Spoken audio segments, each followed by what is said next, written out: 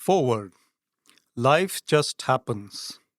Yet it encompasses phases, stages, zones, hues, cues, elevations, de escalations, unexpected wows, shocking lows, humorous asides, diabolical letdowns, inexplicable skirmishes, delightful coincidences, tenuous relationships, lifelong friendships, a sense of loss, a leap of faith, and hopefully a feeling of being loved. Yet, above all, it is about constantly trying to smile from within. The middle of everything is a motley melange of my middles, short, humorous, or inspirational pieces, most of which have been published on the editorial pages of the Times of India, the Hindustan Times, and the Tribune over the years. This collection is a happy ensemble of some of my earliest, some of my latest, and most of my truly satisfying writings. A middle usually nourishes the author's soul more than the reader's, but some of these writings have luckily received the gushing love of discerning and affectionate readers, even if only intermittently. Middles are a joy to write, they present flavors to savor, and they should ideally elicit either a smile or a tear. The topics contained herein are about as diverse as any book can hope to offer, even though several superior authors have essayed more memorable middles in the past. One might add very humbly that from absent-mindedness to mistaken identities, from maids to maestros, from families to buddies, and from no-hopers to champions, several aspects of human lives and habit patterns have grabbed the attention of this author's keen eye and his eager pen, or his workhorse keyboard. The Middle of Everything is a title carefully chosen for this book. The titles of the pieces that embellish this collection were contending runners-up and finally fell by the wayside. The Middle of Everything epitomizes a larger, hopefully more meaningful perspective of life with a sense of aboveness, a quantum of hope, and an air of loving positivity. Writing for the love of it is a much unfashionable form of expression these days. I truly too feel that millions more could or could have metamorphosed themselves into being writers. They could then have journeyed through life with some tonic for their souls. No matter how compelling the nature of their significant or extraneous challenges as human beings.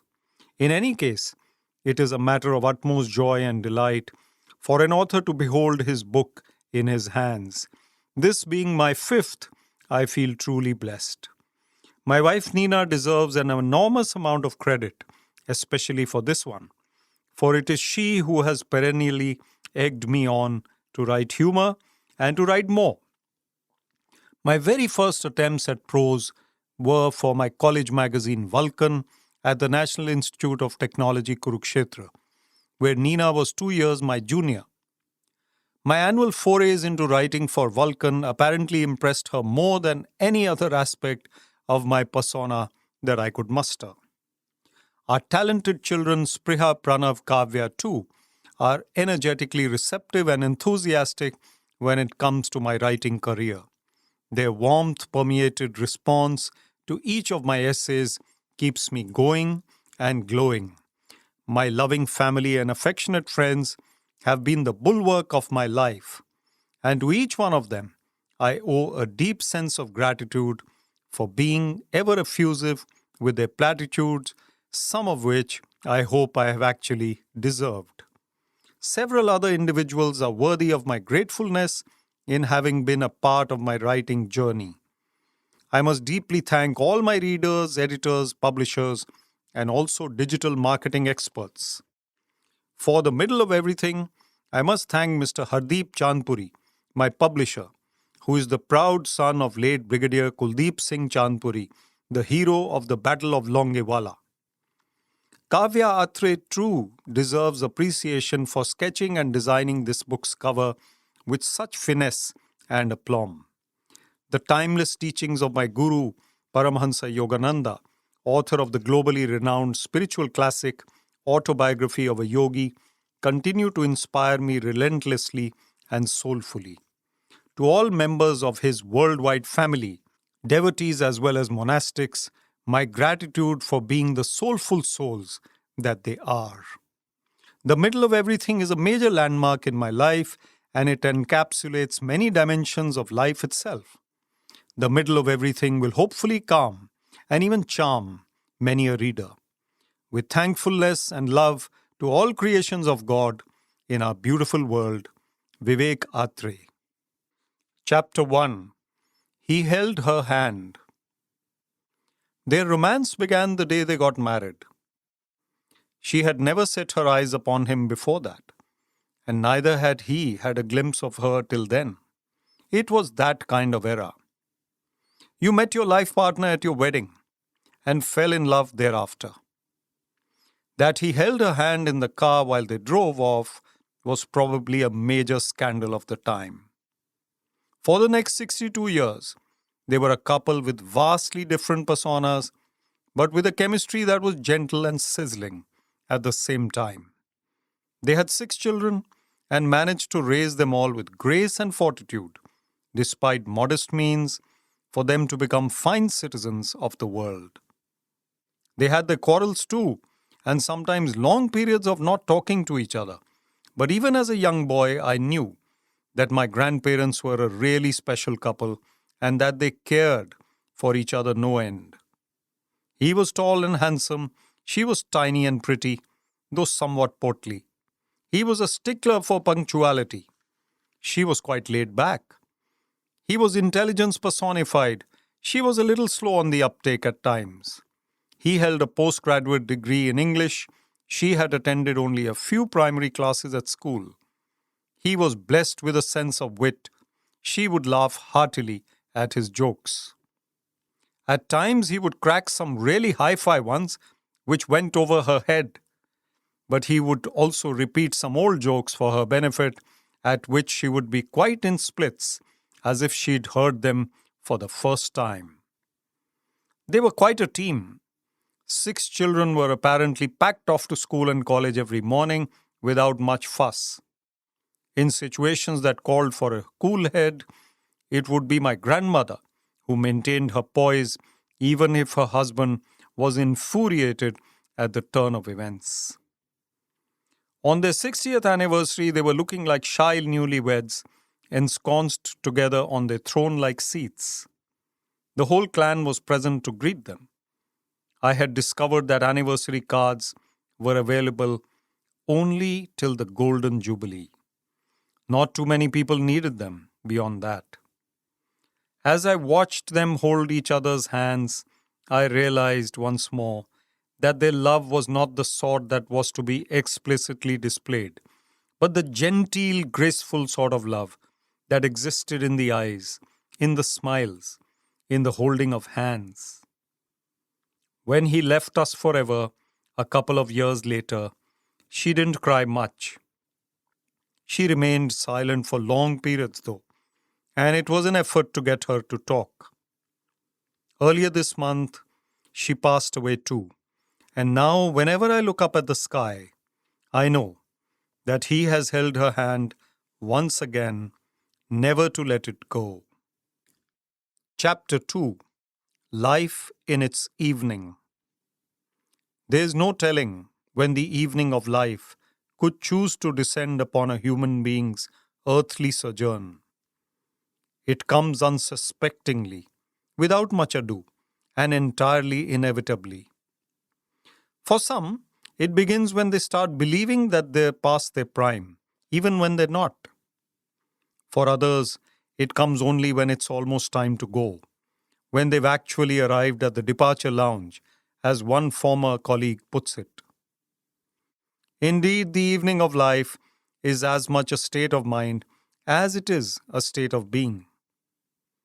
There are those who never seem to retire, even years after they've actually done so. They are never morose or downcast, come what may. They choose to whistle their way through life and continue to do so even when it is time for the curtain to come down with finality. When it is eventually time for them to go, they do so in a blaze of glory. A radiant glow of goodwill and warmth accompanies them. A 95-year-old lady celebrated her birthday recently with much pomp and show. Her great grandchildren around her, she looked resplendent and couldn't stop smiling. When asked about the favorite moment of her life, she replied nonchalantly, "This very one. I have always lived in the present and enjoyed each moment to the fullest." Indeed, those who look upon life's problems less seriously seem to be the ones who avoid most of its bumps. One retired police officer is much like a feel-good engine these days. He discovers himself anew every day. He writes, he lectures, he travels, and he holds people enthralled with tales old and new. He has an office of his own and is visited by more friends than most serving officers even now. The general bonhomie and loud guffaws that are an integral part of his office environment are clearly a reflection of his own glowing personality. As he regales visitors with anecdote after anecdote from his life, he spreads cheer all around. Another retiree has actually taken to professional singing after hanging up his official boots. He sings at friends' parties and even sings commercially at other events. He says that he's enjoying life much more than he ever did as a serving officer. His family is always around to hear him croon, and the loud cheers that the crowd unfailingly gives him each time are clearly music to his own ears. The effulgence upon his countenance and the smile on his lips while he performs makes one wonder whether he shouldn't have been a singer all his life. There's much to be admired about the sheer pizzazz that he possesses as he breezes his way through life now. One thing's certain, the evening of life has the potential to be as joyful as any other phase of life. What is needed is a resolute smile on the lips and a lilting song in the heart. Chapter 3. A Yawning Divide. Some people can just never wake up early.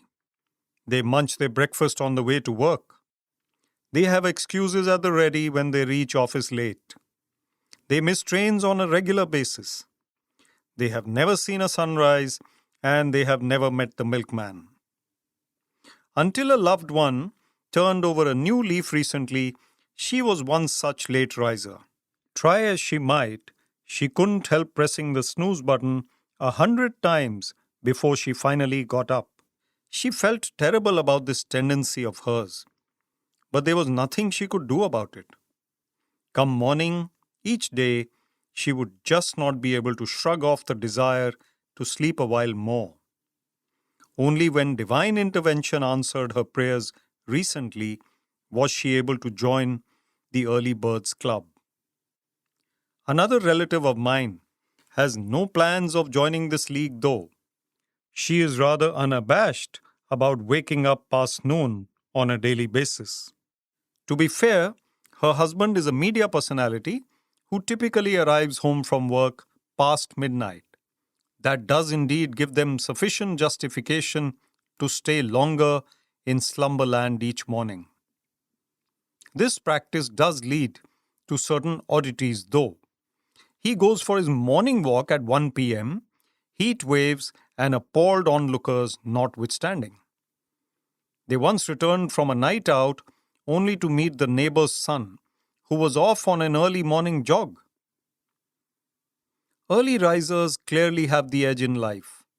By the time most of us wake up, they've been through their morning rituals, enjoyed their walk, had their tea, and read the daily news. They're also likely to have made long-distance calls before dawn to those similarly inclined. Thus, by the time the sun warms up, they're likely to have discussed all varieties of men, matters, and affairs with a dozen people. The upshot of these varying tendencies is that such extreme contrasts often exist in the same household. Weeks pass before the younger lot, typically late risers, and the older lot, normally early birds, come face to face. It's almost as if they live in different time zones and different countries. All over the country, things are likely to be pretty much the same in this respect, one would think. If the man of the house, any house, decides to take off a day from work, he'd probably find his son emerging from his room at about 10 a.m., and that too in a rubbing eyes mode. After fooling around for a while, the lad would probably dash off to college in a rush while simultaneously zipping up his jeans and sending text messages on his phone. His father would undoubtedly be left shaking his head and burying himself deeper into his newspaper. Some lucky families have come to a perfect understanding, though. My sister, a teacher, and her husband, a doctor, wake up at 4 a.m. each day in order to be done with their daily chores and to spend quality time together before their frantic schedules begin. My sister cooks all the meals for the day before the sun rises and is done with all her household work by 6 a.m. Word has evidently gotten around about their ways. It is learnt that the garbage man turns up at their house every day at 5 in the morning. And when the good doctor had to undergo a small surgery himself, his operation was actually listed for 5:30 a.m., an unheard of hour for such an intricate activity. One only hopes that the operating team had gone to bed nice and early the previous night. One thing's for sure, 5 o'clock in the evening is probably the only time of day when one can hope to invite such contrasting creatures together for a celebration. At any other time, one type or the other would probably be found yawning away to glory. Chapter 4: Bad Hair Days. There is nothing that upsets a modern woman more than a look in the mirror that tells her she's in for a bad hair day. Sometimes her hair just refuses to obey orders and in fact rebels in every possible way, leading to a situation wherein she just wants to pull it out altogether. She combs it frantically, wets it, pleads with it, prays to God, tries every trick in the book, but her hair still looks as if it's just been cropped by a lawnmower, which is in need of serious repair. How do I know all this? This may well be the moot question, but we leave that one unanswered for now. Let's just say that a woman and her hair are inseparable companions, hopefully for her sake, and that her mood often swings from the sublime to the ridiculous depending on the state of organic growth on her head. Ladies with extremely short hair are of course likely to be luckier than others and more akin to us men, who are fortunate usually to face bad hair days only on the rarest of occasions. Females with longer hairdos, shoulder length seems to be par for the course nowadays, as one looks around, are the ones most likely to be affected by bad hair days. The fact that they insist on leaving their hair open, as opposed to tying it neatly up, also adds to the risk of these trendy girls and nowadays boys being afflicted. It is common for a strand here and a strand there being totally askew, thus getting the lady in question more looks on such a day than she would otherwise have done. Recently, I've learned through an extremely reliable source that hair straightening is the current fad amongst the fairer and not so fairer sex. One would think that they had always wanted to seedha karo their hair for being petulant on occasion, but this new trend is really baffling. A perfectly nice curly or wavy hairdo is replaced by a hairstyle which looks as if it's just had a dressing down from the school principal, whereas in reality the young thing has just paid a bomb for getting it straightened. Women are difficult to understand on most occasions, but sometimes they can take even the wizened male onlooker by surprise. Men are susceptible as well, what with longish hairstyles in vogue for them too. On my part, the only really bad hair day I've had was when my younger daughter came and stood behind me as I was seated at the dining table. "Papa, all your hair has turned white," she exclaimed, as if in shock. Askance at this horrible piece of breaking news, I rushed to the nearest mirror, only to find that most of it was still black, thank God. Turning towards her, befuddled as I was, with a quizzical look, I demanded an explanation for her statement. "Papa, most of it is white. I just saw it," she retorted. A second look at the mirror told me that 10% of it was indeed white, and that's what she had meant by most. Excitable kids are known to exaggerate, I reassured myself. That hair-raising incident notwithstanding, I offer my strongest sympathies to the fairer sex, for the bad hair day syndrome could crop up upon them any day without warning. Chapter 5: Blowing Hot and Very Cold. It is an established fact that the world blows hot and cold at us perennially. In the literal sense, those who live in India learn the meaning of hot quite early in life. But it takes a ride on the Shatabdi Express train to learn the meaning of cold. No journey on the Shatabdi is complete without the inescapable feeling that the North Pole has shifted to a region somewhere in the vicinity of North India. Nowhere on the planet is the yearning for Eskimo-type clothing as intense as it is on the venerable train that runs from Chandigarh to Delhi and on other routes in India. Try as one might, one just cannot escape being frozen to the bone after a ride on this now elderly train. One could try to cajole the train officials to increase the temperature. One could even try to meddle with the air conditioning machinery when no one is looking. Whatever one does, the chances are that the super cool treatment would surely continue after the shortest of breaks. The general excuse that is handed out to one is that people have paid extra money to travel on a high-speed air-conditioned train, and that they would only get their money's worth if Icelandic conditions are simulated for them. The one way in which one can avoid such a severe trial by ice is by wearing woolens and thermals, no matter if summer is at its peak. Thus, the sight of experienced Shatabdi goers clad in layer upon layer, complete with monkey caps, does not surprise one. Some hotels and offices follow suit. The Chief Air Conditioning Officer, CACO, of such establishments clearly insists on keeping the room temperature at 17 degrees Celsius, thereby not paying heed to the demands of energy conservation and any environmental protection practice. The resultant body aches and colds that AC sufferers like us develop are of no consequence to them at all. One wonders if the previous work experience of such CACOs included a stint aboard the Shatabdi Express. Even car drivers seem to have ganged up against us mortals these days.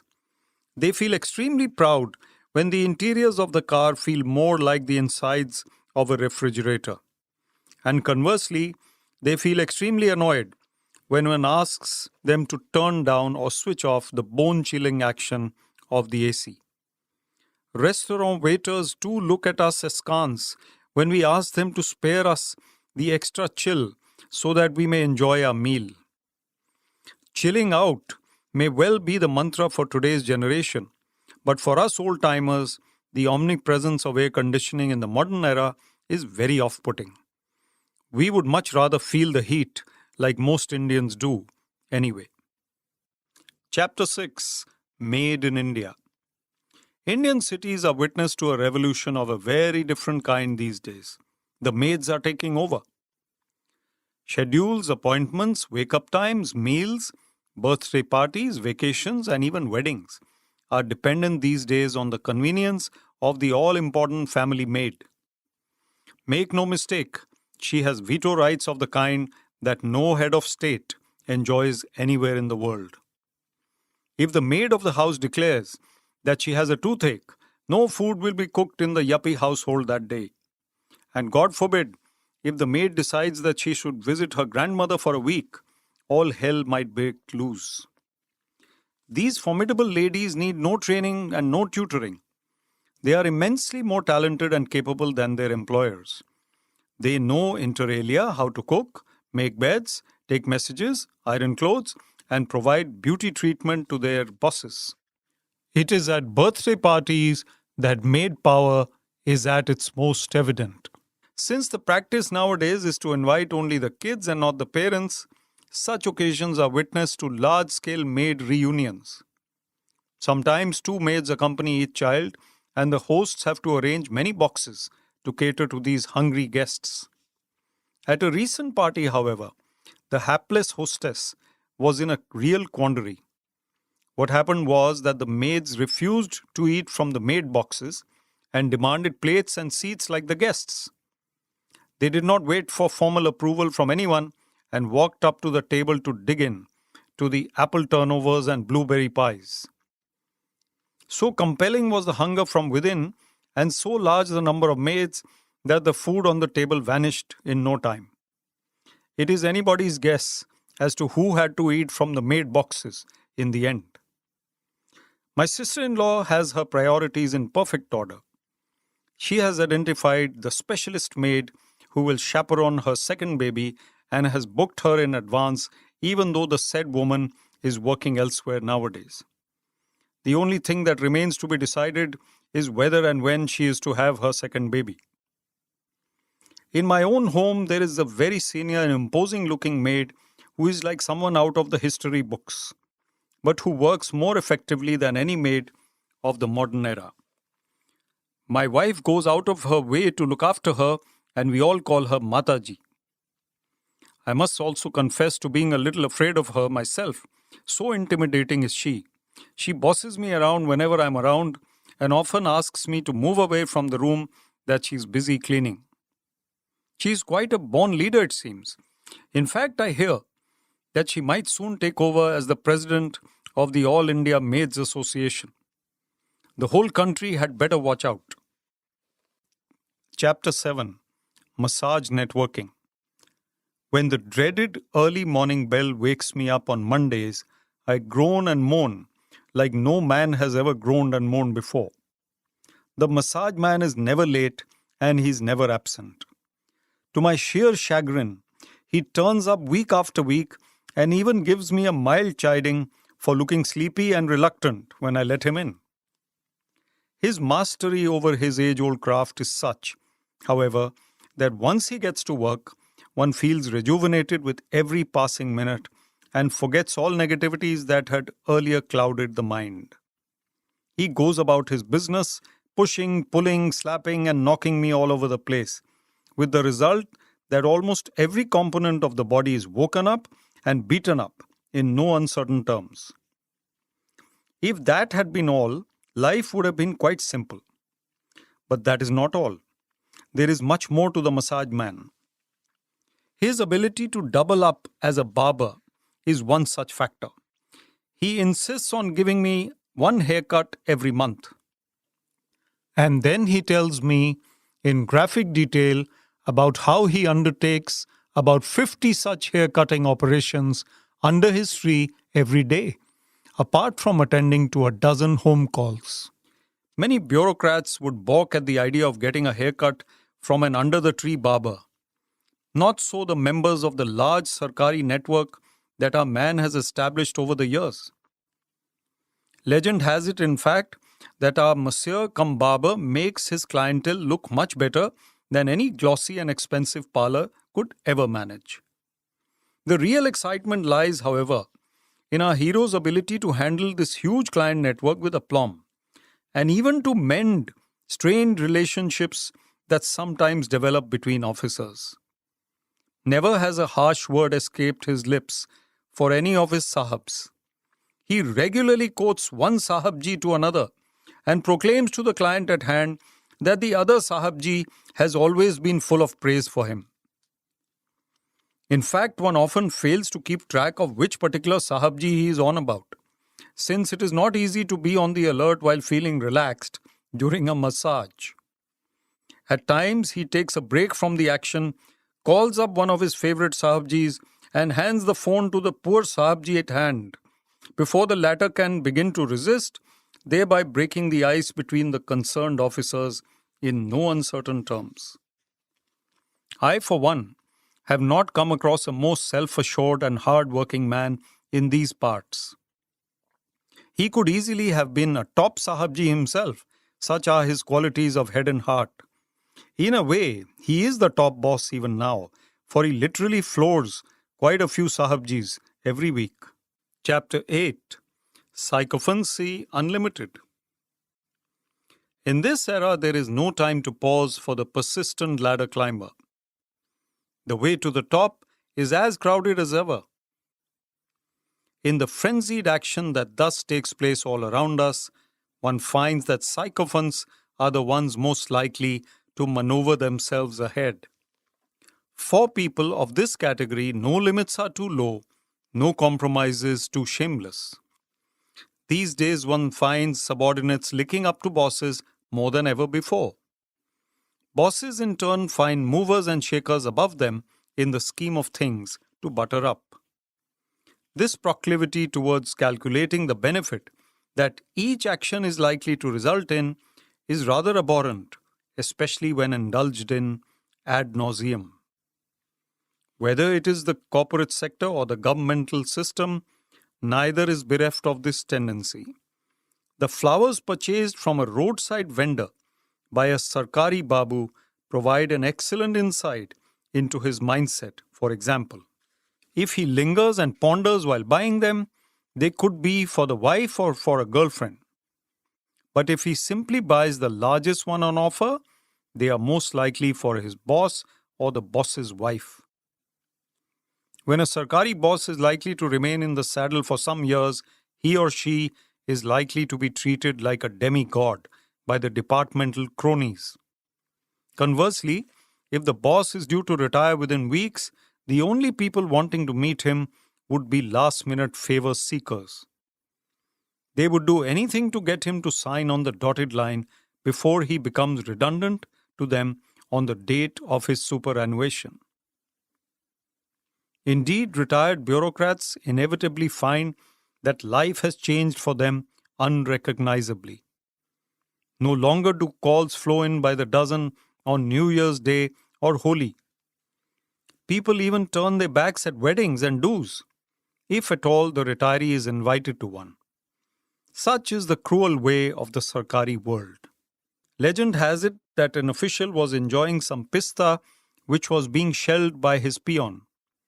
A messenger entered with the breaking news that the Sahib had just been transferred to another station, much to the latter's discomfort. The peon had just shelled another pista at that moment.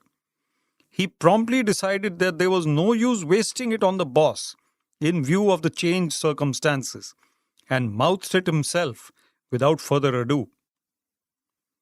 Some years back, I came across a chap who was the epitome of the sycophancy phenomena.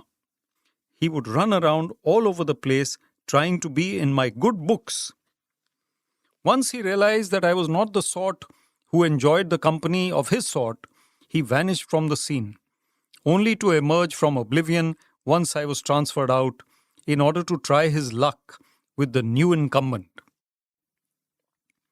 Jaspal Bhatti famously highlighted the extent to which sycophants can go in his flop show some years ago. In one episode, the managing director's pet dog had wandered off somewhere and the whole office went hell for leather to try and find it. While that filmy dog chase may appear a little far-fetched, reality is not far behind.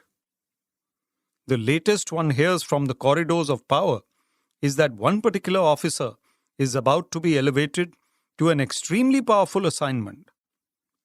Every member of Babudom worth his salt is thus engrossed nowadays in finding out which brand of liquor the boss prefers and which chocolates he is fond of.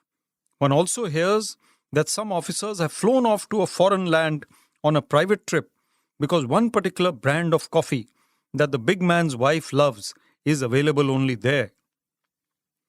The upside of the behavior of such desperados is, of course, that they are a source of much mirth to onlookers. May their tribe increase. Chapter 9. Tennis Elbow. When the tennis bug bites, few can resist the temptation of an early morning game. But the first time I stepped onto the court was under duress, for my friend had threatened me that if I didn't turn up the next morning, he would throw a tantrum. The designated time was the utterly unearthly hour of 5:45 a.m. It must have been divine intervention that woke me up early enough to make it that day, for despite his threats, I was reluctant to comply. Having decided to take the plunge, there I was, racket in hand, at the ready to receive service. The months to follow have seemed like a whirl, and by now I am totally hooked onto this exciting pursuit. Having learnt a few basics about volleys, smashes, lobs, and such stuff, I now look upon myself as something of a Roger Federer, whose artistry knows no bounds, of course. The aforementioned friend, who has been a regular partner since that fateful day, thinks no less of himself and scoots around the court with the intensity of a Rafael Nadal. Our encounters are thus fiercely contested, no quarter is given, none asked for. So enthusiastic are we about our tennis that if one of us goes off on tour or some such thing, the other is left feeling quite morose at the prospect of having to play with lesser mortals. Federer no doubt feels the same way when he spots unequal competition at the other side of the net. Our battles on court have become so heated at times that we tend to overdo the athleticism bit in an effort to get that ball over the net one more time. We forget, for that fleeting moment, that we are on the wrong side of 40 in years and not on the right side of 20. Aches and pains are thus the norm rather than the exception. Neck stiffness and backaches being almost usual occurrences for us, we now yearn for a more fashionable affliction, like a tennis elbow, to prove that we are real pros by now. Having learned that top players routinely suffer from tennis elbows and that Sachin Tendulkar even got one by playing cricket, I in particular decided that I must bag one. That would really prove my worth as a tennis player, I figured. After all, dozens of people are in the know about my new passion. Early morning walkers regularly catch a glimpse of me in my shorts running towards the tennis arena. There has to be some sort of trophy for me to show off for my efforts, I figured. And what better than a top-class tennis elbow? Thus, I stretched myself to the limit and lunged for balls that even Bjorn Borg would have left alone in his heyday. To no avail, alas. The tennis elbow eluded me for weeks, and I felt really disheartened. Providence had some succor in store for me, though. One fine morning, I was running late for the 5:45 a.m. deadline and was in a rush to wear my gear. Feeling sleepy and not noticing that the metallic towel rod on my right was uncomfortably close, I pulled my t-shirt on with a jerk and my elbow crashed dramatically into the said object with a thud. Ouch was the only word that I could pronounce at that moment. I had to call up my partner to tell him that I had been laid low and was in no condition to play that day. On having applied an ointment over the affected part, I had a most unusual brainwave. The elbow injury had, after all, been caused by tennis, albeit indirectly. I thus flaunted my tennis elbow all over town for weeks thereafter, finally feeling like a hotshot tennis ace. Chapter 10. The Art of the Escape. When the wedding season is on in full swing, one has to juggle various invitations and plan strategies. One has also to manage one's time accordingly and check with the wife whether she would like to attend a particular event or not. The true secret of success in attending weddings without falling ill and without damaging one's lifestyle is to spend minimal time at such do's.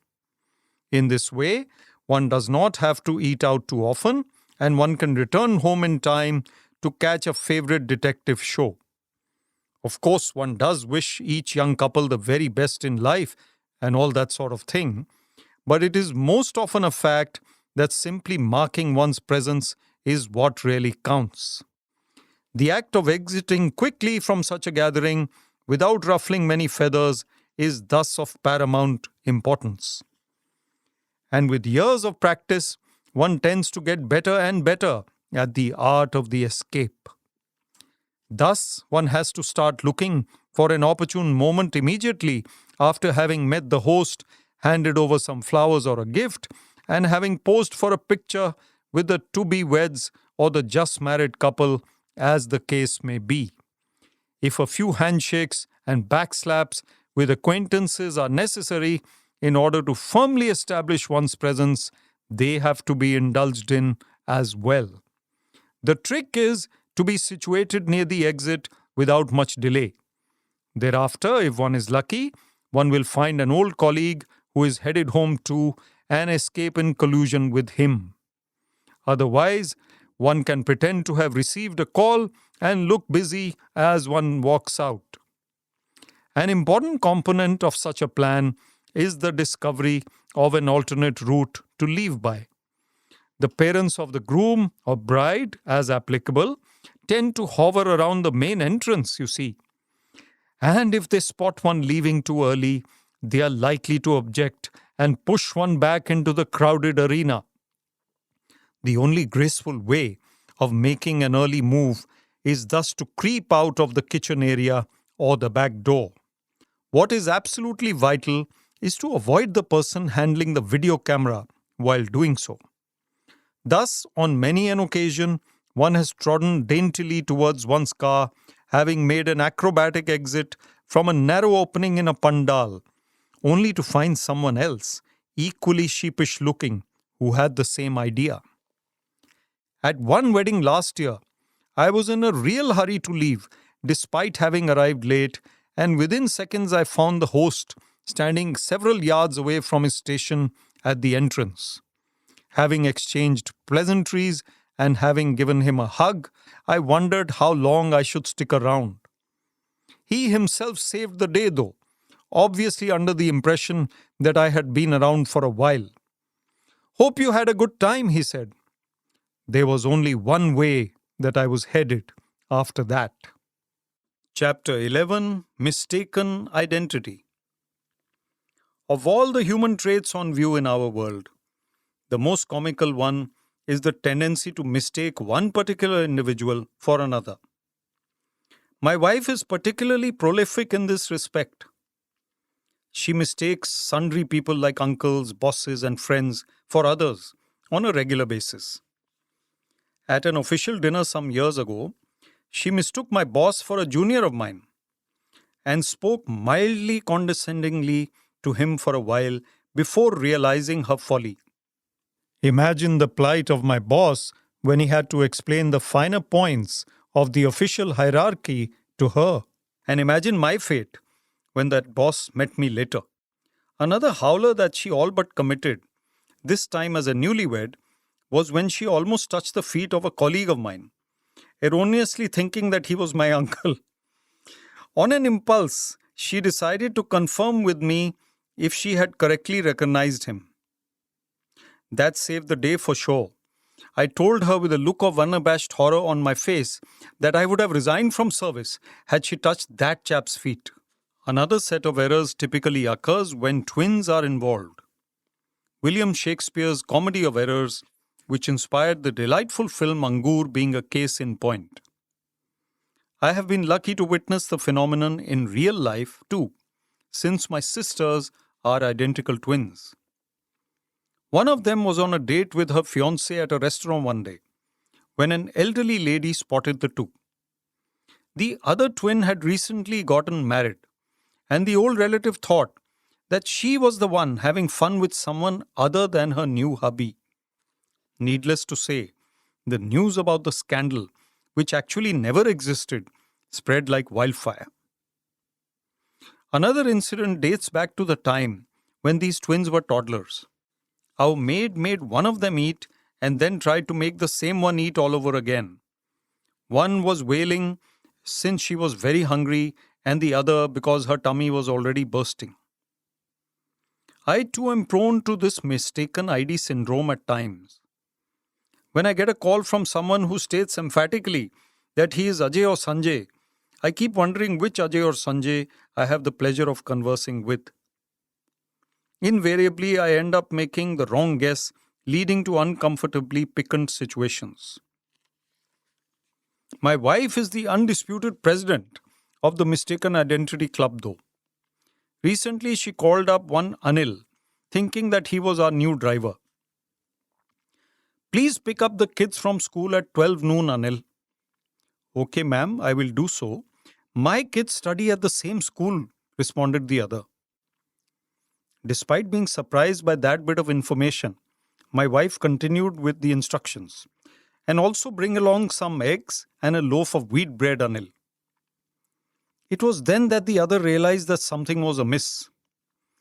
Ma'am, I'm Anil from so-and-so bank, your account manager. The series of apologies that she had to proffer continues till today. Chapter 12. Dented and Painted. When I heard a colleague use the term dented and painted for himself after a visit to a men's salon, my mind began to tick. It is indeed a fact these days that people of my generation, and even those of senior generations, look much younger than they rightfully ought to. Men unabashedly color their hair, whatever is left of it, just as regularly as they snip their nails. And if they have mustaches or beards, they ensure that nothing less than jet black is the color of their facial hair growth. It is another matter that the said mustaches or beards never before looked as dark throughout their lives. Thus, we find perfectly respectable gentlemen with healthy paunches and even healthier balding pates getting denting painting jobs done from the best salons in town in order to look glamorous. What takes the cake is that every 10 days they start looking like their dads, only to return to office after a weekend well spent looking exactly like their younger brothers. But this blatant transformation does not seem to bother them. They do not feel guilty at all on such Monday mornings of having changed their appearance so radically that one can hardly recognize them. One particular worthy had an unusual but related experience recently. He is getting on in years now, and one suspects that he would look quite elderly were he not to resort to camouflaging himself from time to time. What happened was that he entered the premises of a hair salon looking as if he was in his 60s and came out looking like a 40-year-old. An old man selling papads by the wayside had a vigilant eye, and when the visitor tried to unlock his car to drive away, the papad seller swung into action. The old man pounced on the poor fellow and grabbed him in a vice-like grip from behind. He was apparently quite certain that the man was trying to steal the car of a genteel senior citizen. Needless to add, the salon owner and passers-by heard the commotion and had to intervene in order to extricate the innocent victim from the clutches of the said vigilant one. The paper seller was so astounded by the truth that he became the latest client of the salon and promised the owner a free lifetime supply of papers in exchange for a regular makeover at the salon. Women are, of course, much less culpable in this regard. They have, over the centuries, had the innate right to try and look younger than they are at each stage of their lives. Thus, one need not go into the subject of their repair and polish for fear of instant reprisal. It is best to have a laugh at the expense of aging fellow men. Chapter 13. Fitness Binge. In the timeless classic, The Good, the Bad, and the Ugly, the two kinds of people identified so eloquently by Clint Eastwood's character to Eli Wallach's character Tuco were those that come through the door and those that come through the window. For the purposes of this particular piece, let us presume that the two kinds of people who make up this world are those who attempt fitness binges and those who do not. These days, our society is dotted with several paunchy fellows, especially in urban settings. But of them, the determined load shedders are a growing breed. Hence, we are witness to the sight every morning of sundry ladies and gents turning determinedly into early risers and pacing the tiled pathways of city parks. Such worthies also tend to peer down at their considerable bellies in the midst of their walk to check whether any headway has been made or not. It is unlikely that visible progress can be made with every step that they take, but then, what is life without hope? They make their way in hordes to numerous green spaces, and they huff and puff every morning in order to look slimmer and sleeker. It is another matter that they may end up gorging on their favorite ice cream later in the day, while feeling less guilty because of their morning walks. It is still another matter that their weight might actually increase as a result. Be that as it may, the battle of the bulge has been fought by brave human beings down the ages, often with disheartening results. The bulge does not budge without a struggle, you see. Those who play games are on the ball too. Thus, wannabe tennis players, golfers, swimmers, and of course cricketers turn up to try their luck at sport, a laudable habit indeed. Some like to show off their gizmos, their wristbands, and their designer goggles, but others are actually serious at honing their skills and shaping up at the same time. Playing Candy Crush Saga does not qualify as a fitness initiative though. Neither does Gossip or poker.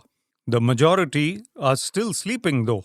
They wake up after pressing the snooze button on the alarm clock about 14 times, gulp down their breakfast and scamper to office just in time. They then use the lift all day, never the stairs. They use a cab to travel 2 blocks down the road. They have pizzas for lunch and butter naans for dinner. They do not like being roly-poly, but do not have the urge to inject some discipline into their lives. At times, they do actually resolve to go on a fitness binge, but keep putting it off to next year. Be that as it may, the try-hard sort has our unstinted support. At least he or she has the gumption to embark on the uphill fitness trail. The result is then left to someone up there. Chapter 14. Stage Fright. The thing about being on stage, for whatever reason, is that it takes a while getting used to. A first-timer usually finds his knees knocking against each other and his heart bouncing around inside him like an unleashed mongrel. His brow is unerringly sweaty and his manner highly uncertain. If he stumbles in the act of mounting the said stage, it is only par for the course. And once he finds himself seated up there, such a beginner just might spill his cup of tea on a neighbor's trousers or worse, on his own. Debutants frequently tend to goof up their lines, mouth incorrectly the name of the chief guest's wife, and make several other slip-ups that are potentially catastrophic in nature. Thus, even those who happen to address sundry bored-looking audiences at seminars or workshops or festivals almost every week have all gone through bouts of extreme nervousness early on in their careers on stage. It is another matter that many organizers are wet behind the ears too, and tend to mispronounce speakers' names or forget to serve them the sort of coffee that they direly need at such trying times. Even some old-timers behave rather oddly once on stage. At a recent event, the list of speakers was so long that each session had a dozen experts on offer. The result was that each fellow was allotted just 3 minutes to speak, and the poor moderator had a tough time trying to ensure compliance. Fortunately for him, after the first 2 worthies had exceeded the set limit by about 8 minutes each, the third speaker was one who had a flight to catch. He had barely thanked the organizers for inviting him when he glanced at his watch and begged forgiveness. He was off to the exit before one could say environment protection and forgot to collect his memento in the process. The fact that the audience applauded him with more enthusiasm than any of the others was a testimony either to his own popularity or, more likely, the popularity of the ensuing lunch break. At another such seminar, the comely compeer was the center of attraction. Each time she would adorn the dais, all eyes and ears would be agog. She was quite elegant too, and spent much time praising the speakers to the skies, much to their delight. So much so that the last dignitary to address the august gathering on the occasion forgot all about his prepared speech and spent most of his time on the mic thanking the organizers for having engaged the said MC. Some frequent flyer friends find each other so often on stage these days and rarely off it that they love exchanging notes there and then.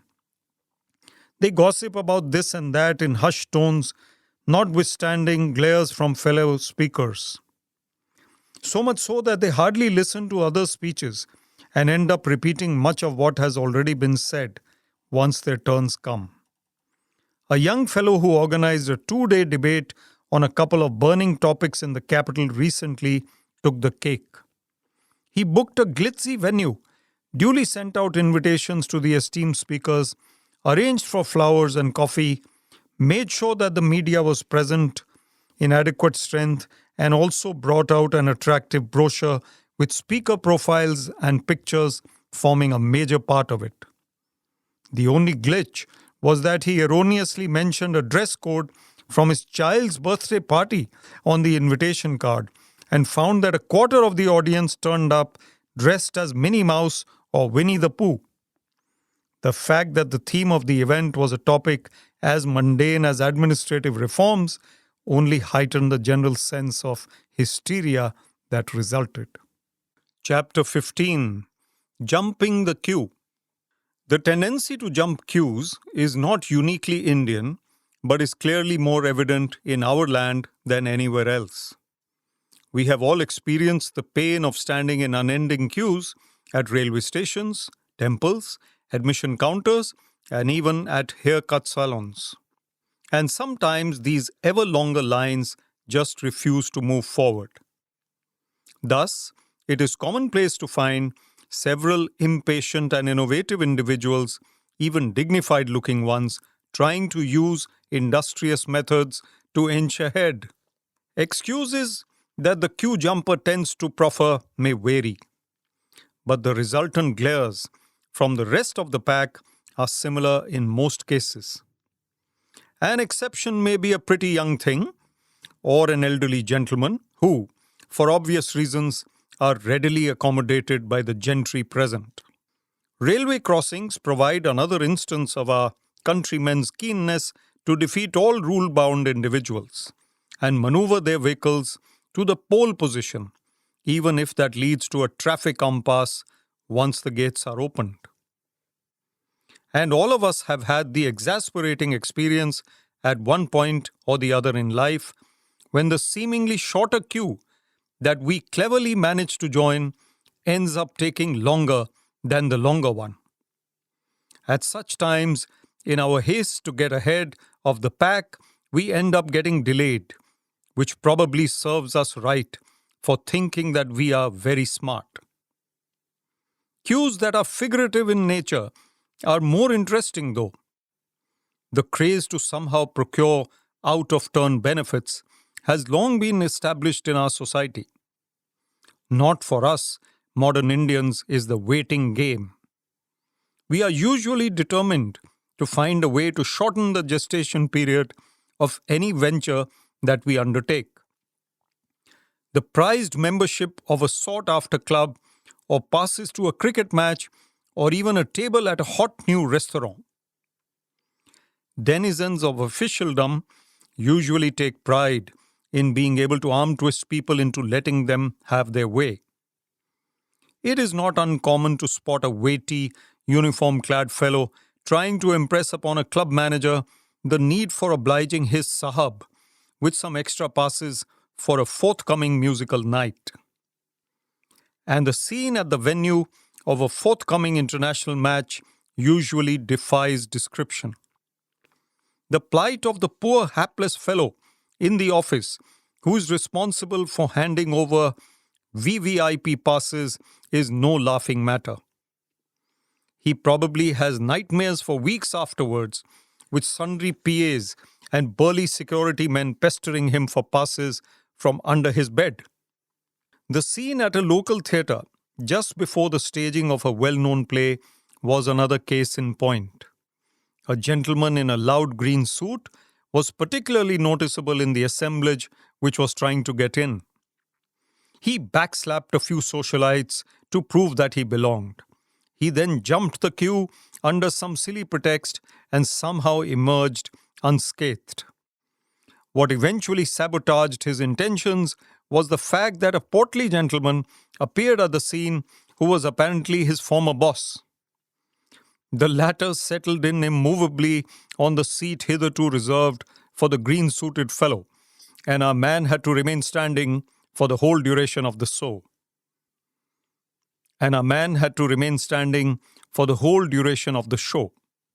The waiting game, with patience being the key word, is much undervalued, but much needed in our society, you see. Chapter 16. Loud and clear. Some people never need the microphone when delivering a speech. Their own sound system is so powerful that they can be heard miles away. One comes across such kinds at the funniest of places every day, at a public washroom, on the train, or even at the barber's. Indeed, the loud and clear type is unmistakably spotted or heard. He has no fear, no inhibition, and no qualms about being heard by sundry people. He speaks unendingly into his mobile phone, and even if seated many yards away on the train, he seems like an immediate neighbor. So intrusive is his speech. He is also usually the one who has reason to spew venom at subordinates on calls and does so without bothering if fellow passengers are sleeping, meditating, reading, or just cozying up.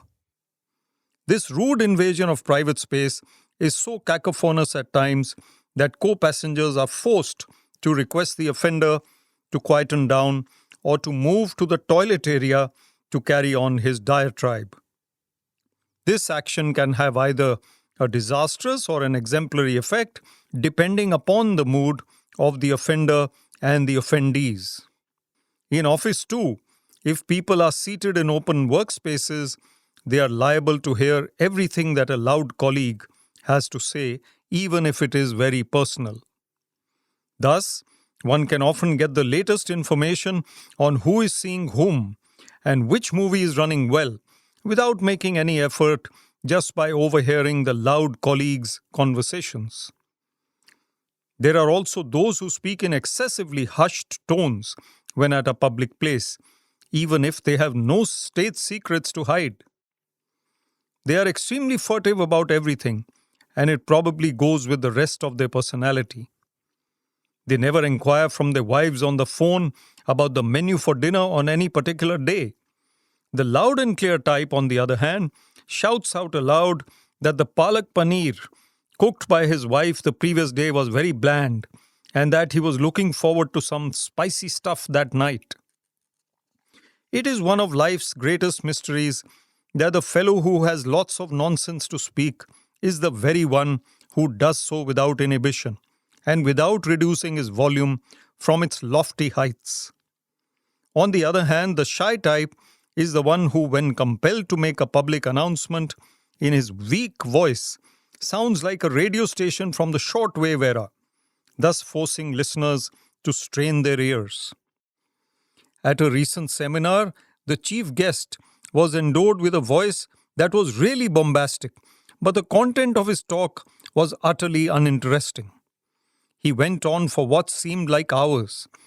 Although the power supply vanished quite inexplicably, he was so high-pitched that even the last row could not fall asleep, even though they wished dearly that they could. Truly a case of boring and shoring people to death. Chapter 17. Absent-mindedness Unlimited. Some of us have totally lost it. We have little time for ourselves and even less for our loved ones. We go about life as if we are so pressed for time that the world would fall apart if we paused to think. One fallout of this sense of totally unlimited urgency is that we have become forgetful to the core. In a tizzy at all times, we keep on losing things, forgetting appointments, and naming people wrongly.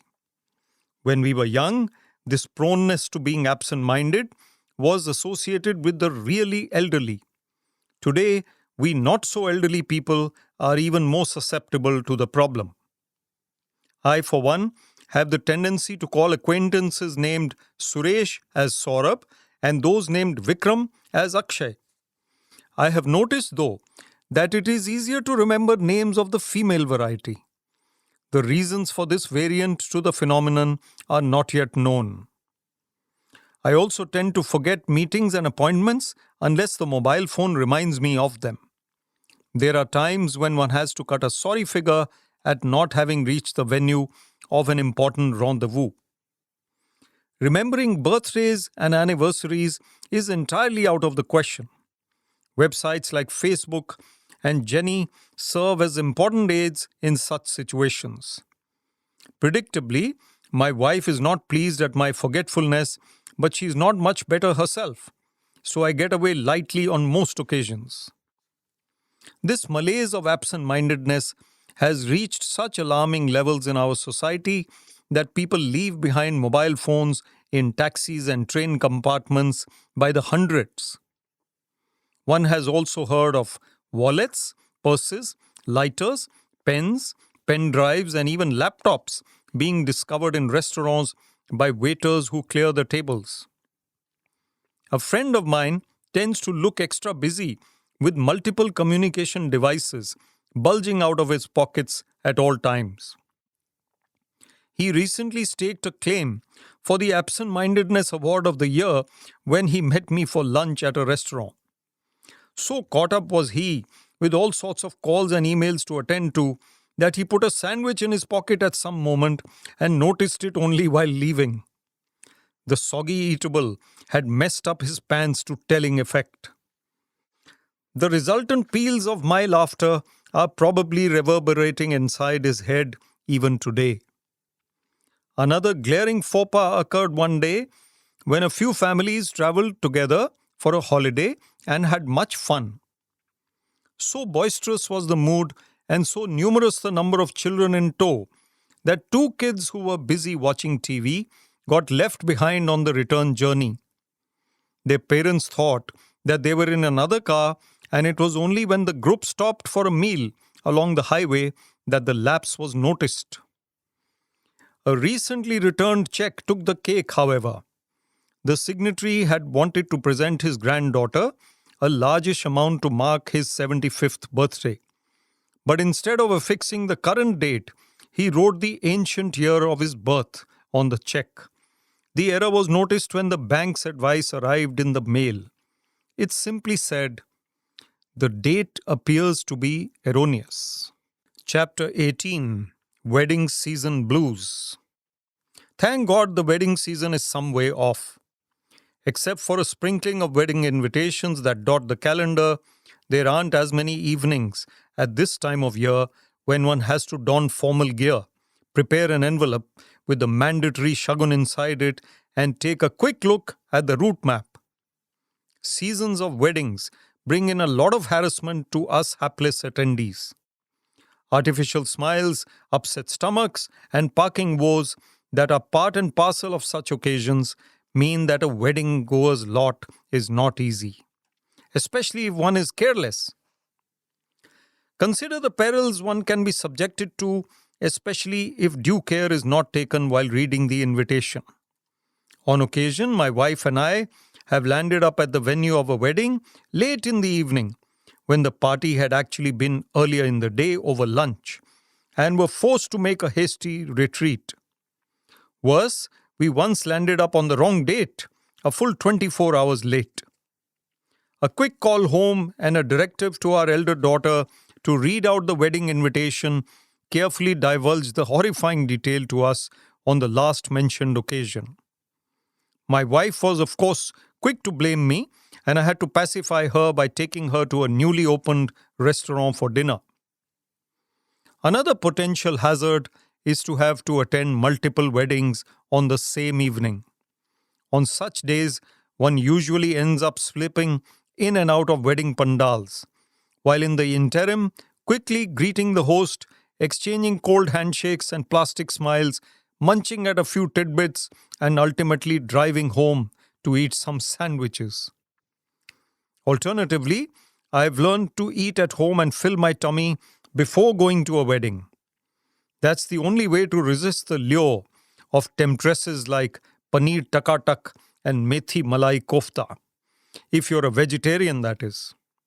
Else they would be even more deadly temptations to combat. Another invaluable lesson learned is that the man of the house should start getting dressed for the occasion only when his wife announces, after many hours, that she's almost ready for the evening. A third important nugget is to expect the barat to be at least 2 hours late and to arrive at about 10 p.m., especially if you're on the boys' family list of invitees. And the most important one is, of course, to read the wedding invitation very carefully. All my experience came to naught, however, when I went to a wedding recently and found that I had duly arrived on the correct date at a fashionably late time and at the right venue. The only problem was that my envelope containing the shagun proved to be a white elephant, as the invitation turned out to be for a farewell party. My best wishes to all those who plan to get married in the coming months. I just hope that they don't send me an invitation. Chapter 19. The Travails of a Teetotaler. It is not easy being a teetotaler in today's wine and dine world. Having never tasted alcohol except once, one really feels like an oddball at parties these days, especially those organized anywhere in North India. Liquor often flows with such effulgence at these social do's that one is left wondering later as to how one remains sober despite having inhaled the aroma of the stuff all evening.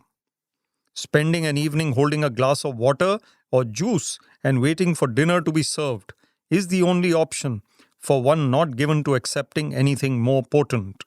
The host and hostess tend to look askance at one when the bolder option is refused. Whiskey is the first tantalizing item that one is offered, followed by beer, and then rounded off with an astonished look accompanied by the incredulous query, "Not even a glass of wine?" Given the fact that even the female of the species has taken to wine with aplomb these days, one feels even more isolated in mentioning that one is a teetotaler. The saving grace is that there is sometimes a sprinkling of fellow teetotalers around at such parties, and one can always quote their example in order to avoid being badgered for having at least one drink. The only time that one did partake of a few drops of alcohol was when a classmate in college threatened to do something drastic to himself out of guilt at being a drunkard if I didn't have a sip. I figured that breaking a personal vow just once and doing the needful for his life's sake was probably the correct option at the time, and it was exercised accordingly. At a large gathering once, after the host had asked me the usual preliminary questions on my choice of drink, he looked suitably disappointed at my response. A little later, he offered me a cigarette, which I also declined. When dinner was finally served, he asked me with some hope, "You do eat non-vegetarian food?" Not wanting to respond in the negative yet again, I just smiled at him, but he caught on. "What do you live for, my friend?" was his exasperated question, as I filled up my plate with salads, legumes, and veggies. "I have my reasons," was my defensive response, at which we both burst out laughing. What nearly made me rethink my dry policy, however, was another incident when my boss, my father-in-law, and my dearest friend got together one evening. They were so determined to make me commence my alcoholic career that day that I almost succumbed to the incessant pressure. Fortunately for me, my mother-in-law arrived on the scene at that very moment, and the above-mentioned gentlemen retreated hastily into their shells. My status as a teetotaler thus secure, I sipped at my glass of apple juice and smiled at no one in particular. Chapter 20. Last-minute tendencies. Those Indians who claim that they are not afflicted by the last-minute syndrome are probably fibbing. We have to admit that we always tend to put off things until the alarm bells start ringing loud and clear. While the rest of the world habitually takes stock of the task at hand, plans for it, sleeps over it, and then executes it, we relax, and then press the accelerator in breathtaking fashion. Whether it's an exam, a meeting, or a train journey, we postpone our preparation till it is time to press the panic button. The fact that we still manage to score when it counts and actually catch most trains indicates that we are extremely capable people. Examples abound in each sphere of endeavor. When a bag has to be packed for a trip beginning early the following morning, we tend to pack it late at night. When a test or interview is upon us, we begin cramming with just hours to go. When a rendezvous is to be kept, we laze around for an inordinately long time and then rush to make it, minutes past the anointed time, with some solid excuses at the ready. One of the most innovative excuses that I heard at a meeting from a late joiner was that he had been waylaid by the media for a bite, since a film star had recently shifted into his apartment block. My wife is one who specializes in the art of utilizing the last minute most effectively. She is always running late for everything, but somehow manages to tackle her responsibilities in the nick of time and never seems to annoy anyone except sometimes me. I sometimes wonder if such tendencies are hereditary, but I have managed to avoid asking her that question till today. A few years ago, an upcoming seminar had the organizers in a real tizzy, for they hadn't tied up either the sponsorship details or the chief guest or even the venue, and they had just a week in hand. Speakers had not been informed, cards were still to be printed and distributed, even the list of invitees hadn't been drawn up. All that the organizing team was sure of was the seminar's topic: how to be more organized. With a major crisis looming large, they burned the midnight oil and worked tirelessly. Hours before the morning of event, they had everything in the bag. There was nothing left to do. They trooped into the seminar hall and decided to catch some sleep. So sleepy were they that none of them noticed the arrival of the chief guest until he was waking them up. The media was clicking away as they rubbed their eyes, and the guests were rolling with laughter. The last minute may thus not be a very reliable option, but it can certainly be a rib-tickling one. Chapter 21. Occupational Hazards. From the outside, certain jobs appear to be a lot cushier than they actually are. Administrators, for example, may seem to be having an easy time of it. However, there are in actuality several potential hazards that dot the landscape. What's more, some of these can lead to precarious and often hilarious scenarios. Some years ago, a senior officer with a fiery reputation decided to visit a Chandigarh-based center of education soon after joining his new posting. As the director of the concerned department, yours truly was at hand to welcome him and to hand over some flowers. All went according to plan until for some unknown reason, the senior decided to smell the flowers. To my utter alarm, as soon as he tilted the bouquet to do so, a substantial amount of water sprinkled onto his trousers. I held my breath in anticipation, fearing nothing but the worst. "Occupational hazard," he declared most magnanimously, after a pregnant pause, much to my relief. As the chief guest oneself, on motley occasions, one finds other kinds of traps in store. The lamp-lighting ceremony is one such. The cotton wicks simply refuse to light up, you see.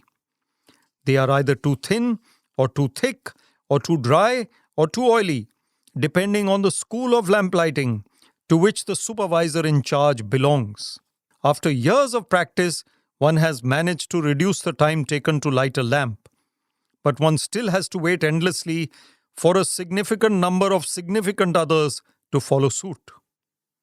The minute-to-minute schedule at such a ceremony can go for a toss if the lamp lighting ceremony takes inordinately long, which it usually does. Another game changer is the sound system on stage.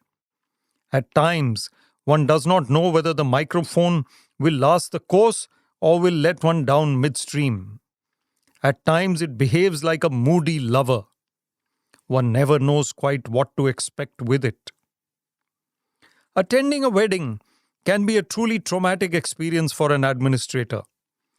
As soon as one starts enjoying the kulfi faluda, some worthy will stride up and want to discuss solid waste management or some such entirely unpalatable subject. It is only by being stoically silent and nodding absent-mindedly that one can put an end to his detailed exposition on the uncomfortable subject. To top it all, having met thousands of people along the journey of life, one tends to get into a real fix at times. There will always be someone who walks up and expects one to know everything about him. The man will be so sure of himself that one just does not want to disappoint him by confessing that one does not have the foggiest idea of who he is. All one can do on such occasions is to ask him about his children and where they are studying, before pretending to receive a call and walking abruptly away. Hazards of the occupational kind can indeed come up unannounced and uninvited anytime. Chapter 22. Passwords and Other Words. Passwords are as much of life today as are mobile phones, multiplexes, reality shows, T20 matches, and Instagram promos. One needs them for almost everything: to log on to the smartphone, to email, for UPI payments, for cafe apps, and even to access movie tickets. The result is that either one tends to select a single uncomplicated password, or one tries to think up exotic and multiple ones for different platforms.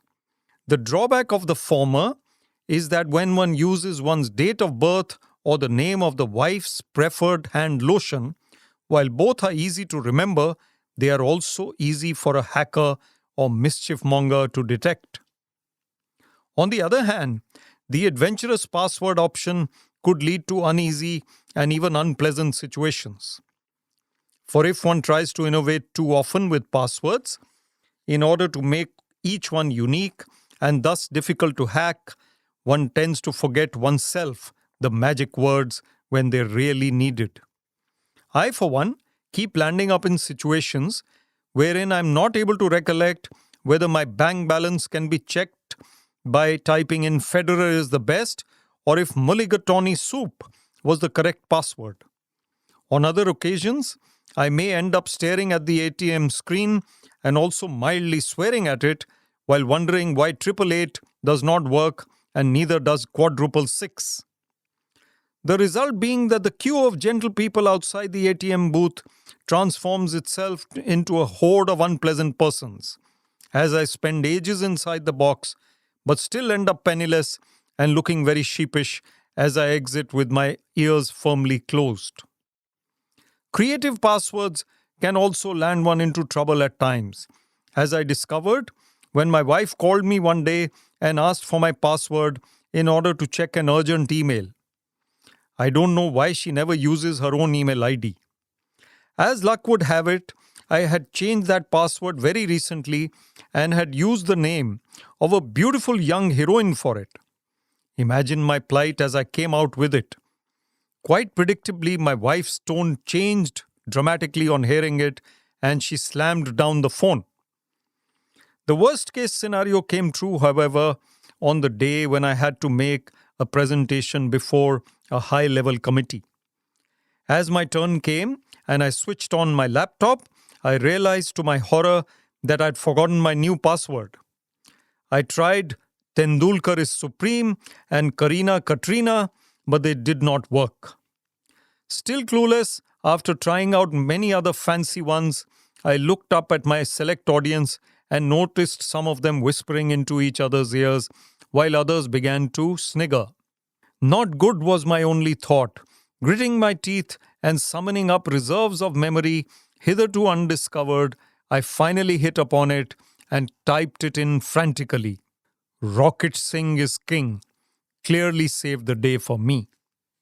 Chapter 23, Seminar Siesta. These days one is subjected to all kinds of seminars and conferences for reasons still unknown. Either one has to sit on the stage and speak on a subject which only remotely resembles an area of one's interest, or one has to sit in the audience and nod one's head vigorously as if one has never heard more truthful tales being told before in one's life. Both experiences have their own story to tell, and hilarious situations often arise. What happens is that speakers typically blow their own trumpet with unabashed aplomb. And after a while, a high and mighty speaker may get offended at the crowd's obvious lack of interest, as the onlookers gossip with the neighbor or look around at good-looking targets.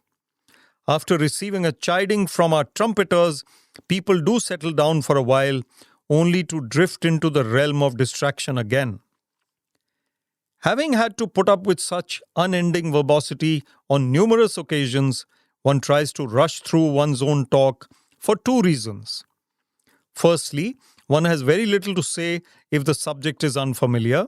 Secondly, it is usually lunchtime and the gastric juices have commenced their protest march. Post-lunch, there is another story to tell, as one usually finds oneself seated in a seminar hall which is half empty. The aforementioned gastric juices have given way to somnambulant tendencies, and the frequency of delegates snoozing off is quite high. In fact, except the main organizer and his accomplices, only a few other dedicated souls appear to be interested in the goings-on. A recent event that one happened to attend highlighted these dozy trends like no other. The lunch on offer had been really sumptuous, embellished as it was with puris and all kinds of halwas. The audience was mostly of a senior age, and the opening speaker of the post-lunch session was not exactly India's greatest orator. He actually managed to plunge proceedings to levels of boredom hitherto undiscovered. This combination of factors was so compelling, and the chair which one occupied was so cushy that one couldn't help catching some shut-eye either. My pleasant siesta was rudely interrupted, however, by loud shouting from the stage. Our champion sleep inducer had perceived finally that no one was exactly thrilled to bits while listening to him. He was so peeved by the fact that almost all of his audience was fast asleep that he became quite violent with his language, and he made no secret of his utmost displeasure. This unprecedented dressing down had the desired effect, and everyone, including yours truly, was soon perched on the edge of the aforementioned cushy seats, a position we maintained till the very end of the session. It seemed as if we were watching a 2020 humdinger. That scary episode notwithstanding, one is seriously thinking of writing to organizers of seminars that they must invite item number specialists to perform on stage along with the speakers, or else add some siesta time to the official schedule. Chapter 24 Shoppingly Challenged. There are some things in life that are well nigh impossible to do. Some of us just cannot swim, others cannot ride a bicycle, still others can never travel in the hills without feeling queasy and uneasy. But few people find themselves to be challenged while trying to accomplish what should be the utterly simple task of shopping. I am one of that rare breed though. I just cannot shop. If I try to buy fruit, I normally end up paying much more than I should, and also end up buying the wrong size, the wrong variety, and sometimes even the wrong fruit. Vegetables, groceries, stationery, and such sundry sorts of items give me just as much trouble. But the real problem arises when I have to accompany the wife for shopping. My style is quick and decisive, you see. Even if I make errors galore, hers is unhurried, unruffled, and seemingly endless. What happens is that when we set off to buy some clothes for me on arrival, I make my decision within minutes, having liked a particular pair of trousers or a shirt. She will have nothing to do with such decisiveness, though. She will ask around for similar stuff in a few neighboring stores. She'll discuss the merits and demerits of the garments threadbare. She'll seldom like what I've chosen, especially if it is colored blue. "You have so many blue shirts," is her usual refrain. At such times, I do try to keep my cool, but when the weather is hot and sultry, it becomes impossible to do so. We have our tiffs, but luckily they do not last. She usually has her way though, and we end up buying her chosen items. The few times when I buy something for myself on my own, I end up messing it all up. The trousers turn out to be too tight or the shirt too loose. I don't really know how it happens, but it does. I just cannot get it right. I then realize that there is much to be said about the slow and painful method of shopping. It's just that I want no part of it. Another sort of problem arises when I am just standing around aimlessly at a store waiting for my wife.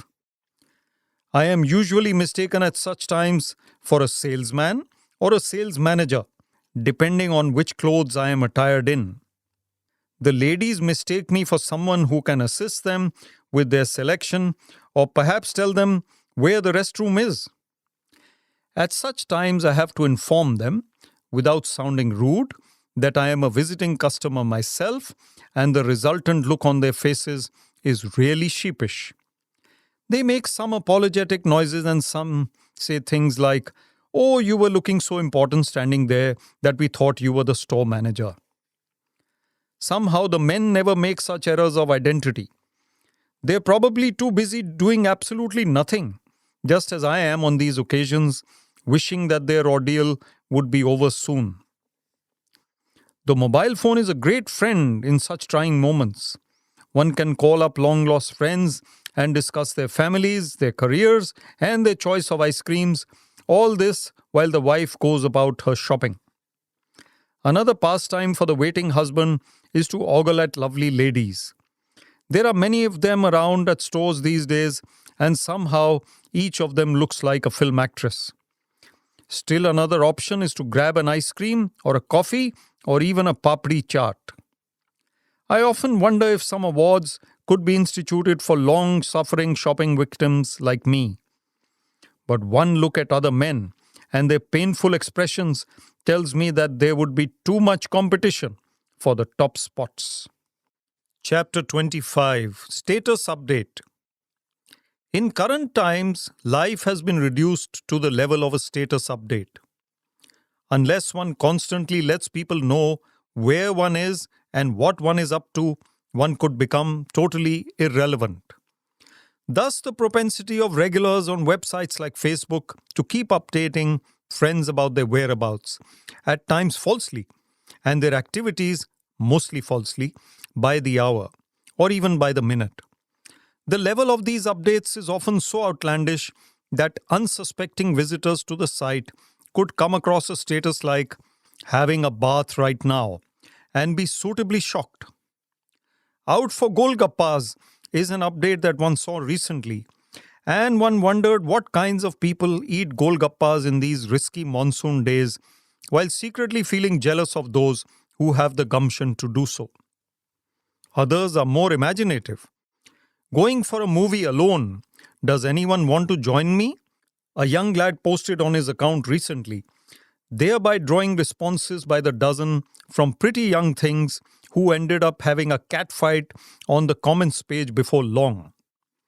The boys seemed so much in demand that the house watched with bated breath as to who would win the argument. The lad himself seemed at a loss as to which contestant to choose as his date and maintained a discreet silence. No one knows whether and with whom he finally went for the film. Some updaters have great presence of mind, such as a journalist friend from Delhi, who often comes up with imaginative updates and links them to the hot news of the day.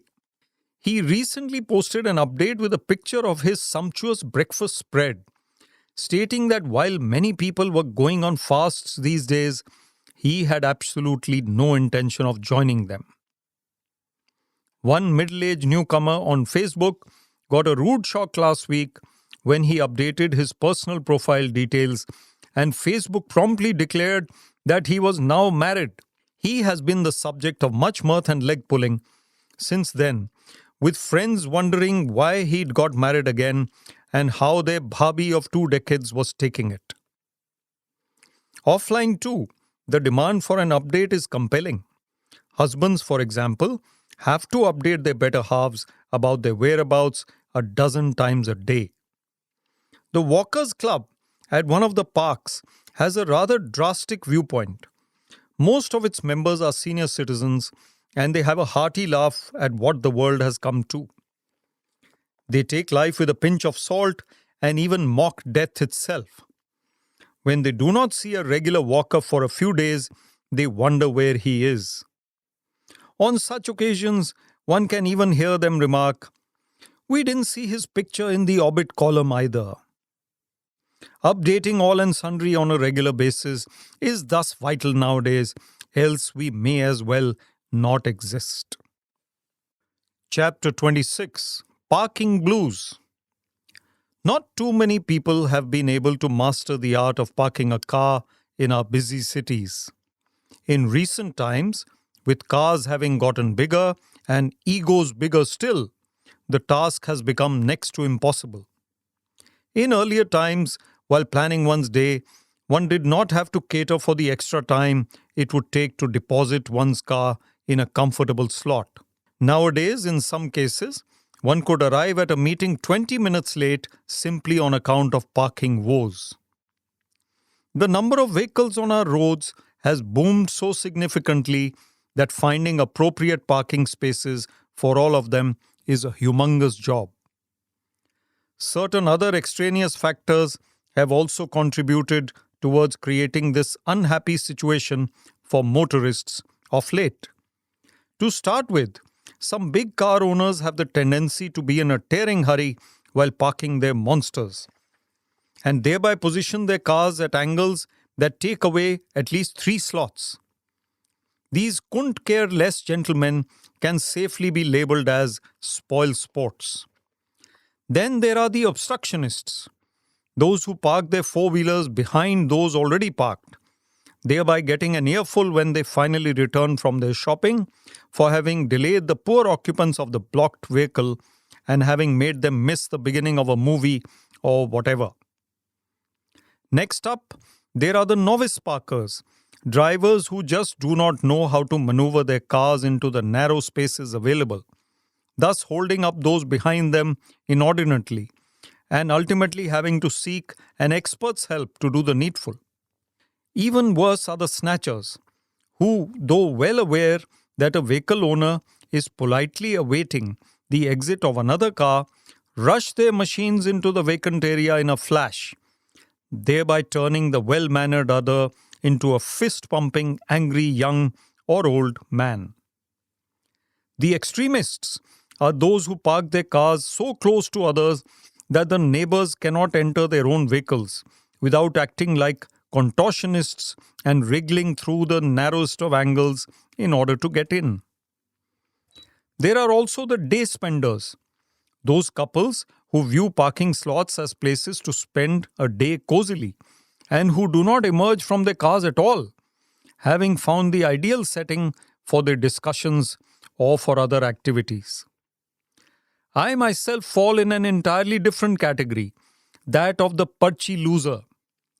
It is quite a mystery to me as to how I manage, without fail, to lose the small slip that parking lot attendants hand over to me.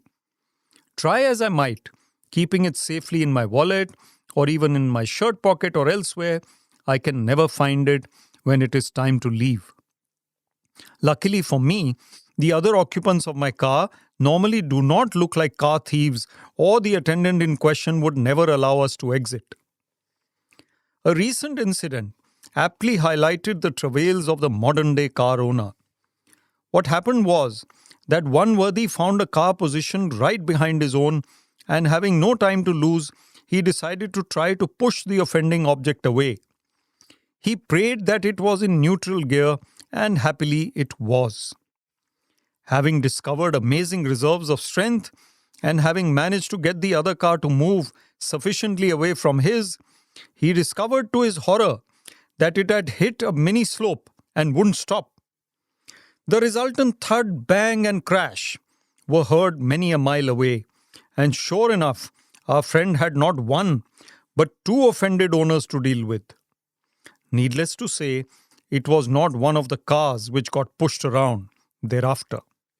Chapter 27. Achar Tales. No one from far-off lands asks the popular question of yore, "What should I get you from here?" anymore. With everything under the sun available in the India of today, the USP of the NRI relative has plummeted dramatically. In years gone by, our chacha-chachi, mosa-mosi, bua-phupa, etc. used to visit us every 2 years, accompanied by huge suitcases laden with goodies and gifts. We used to go gaga at all the chocolates and candies that we were presented with. In fact, we as kids used to be quite wide-eyed at the sight of our foreign cousins flaunting their electronic gadgets and trendy clothes. Our mossis used to dazzle the locals with their hip attire and designer accessories. Innocent and uninitiated as we were in those days, we were verily prone to being impressed by everything that our NRI kin used to do or say. Times have changed drastically in recent years, however. We do not feel shy of anything Indian anymore, barring a few aberrations. NRI relatives are members of a tribe that has undergone an unimaginable degree of transformation along the way. Relatives from foreign shores just do not possess the same levels of pomposity anymore. With the tables thus turned, Indians have revved up their lifestyles and have taken to travelling abroad frequently. The irony is that ethnic delicacies like achars and chutneys are much sought after now by desis who live abroad. While it is true that several Indian stores have opened up in foreign lands and they sell everything from charpais to hingoli, exotic imports from India still carry value for the poor deprived non-resident. The time has come when foreign-bound Indians carry much heavier suitcases than those travelling to India. One reason is that, try as they might, Indian restaurants abroad can never quite reproduce the same tingling taste that is an integral part of dishes like kadhai paneer or dal makhani when cooked in India. A recent incident amply highlighted the levels of desperation to which Indians living abroad can go in order to satisfy their longing for authentic Indian food. What happened was that a jar of achar prepared by a traditional homemaker in Delhi was meant to be sent to her sibling in the US. A crisis occurred when the poor nephew who was to carry the golden load left it at home inadvertently. Not wanting to land up at the house of his formidable aunt without the yummy stuff and without advance intimation, he sent her an email from the airport stating the facts as they stood. Not one to be defeated easily, the said motherly figure decided to call up a friend who was slated to travel the following week to bring the prized stuff with her. The nephew was spared a severe hiding when the said friend agreed to get it along, but more drama was in store. A baby who was due weeks later decided to arrive in a hurry, and the lady had to advance her visit, with the result that achar like substances were forgotten. Finally, resigned to the fact that the tangy stuff would not be hers till next season, the said aunt made do with salsa sauces and the like for a while. But when she'd had enough, she rescheduled her winter visit. She landed up in Delhi just in time to devour the contents of the jar before they got spoiled. One thing is for sure, expert cooks that housewives in India are, they would be more sought after in foreign lands if they apply for permanent visas than are young men with multiple degrees.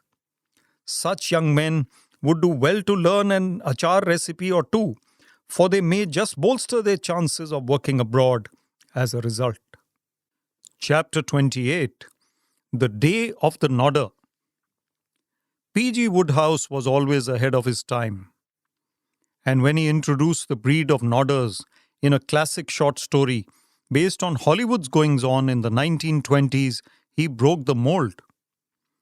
The very concept of engaging a man who would nod vigorously at the exact moment in a meeting when the engager needed him to nod was innovative, to say the least. In fact, the masterful Wodehouse had not just the nodder in the employment of the protagonist, but also two others who would go on saying yes and were officially designated as yes men. The three of them would ensure that all present invariably agreed with their boss. They would become so animated in agreement with his proposals to the house that only a real braveheart would vote against them. Indeed, the nod has forever been a universally accepted sign of acquiescence. But the meaning of the unique nod that many residents of South India bestow upon the onlooker is forever a matter of conjecture.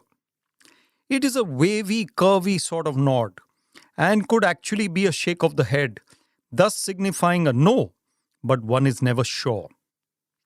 In current times, nodders and even clappers have become almost indispensable. It is a known fact that a politician will engage the services of motley persons in the audience to cheer and clap at given intervals in his speech. Unfortunately for our enterprising leader, the opposite is also true, and a rival will often employ disruptors to jeer him loudly. One nodder had a tough time after a recent meeting, though. He nodded so vigorously for over an hour that he had to apply all sorts of balms to heal his aching neck later. It is reliably learnt that he has engaged the services of a professional trainer to train him how to nod properly during the next few decades of his career without causing permanent physical damage. And a young suitor still waits breathlessly for the shy nod of his beloved when he pops the question, although these days shy nods are said to be out of fashion. As a young officer in charge of a public auction years ago, I noticed another sort of nod.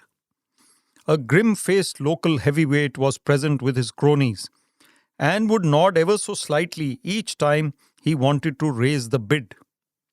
His chief crony would then announce loud and clear what the boss wanted.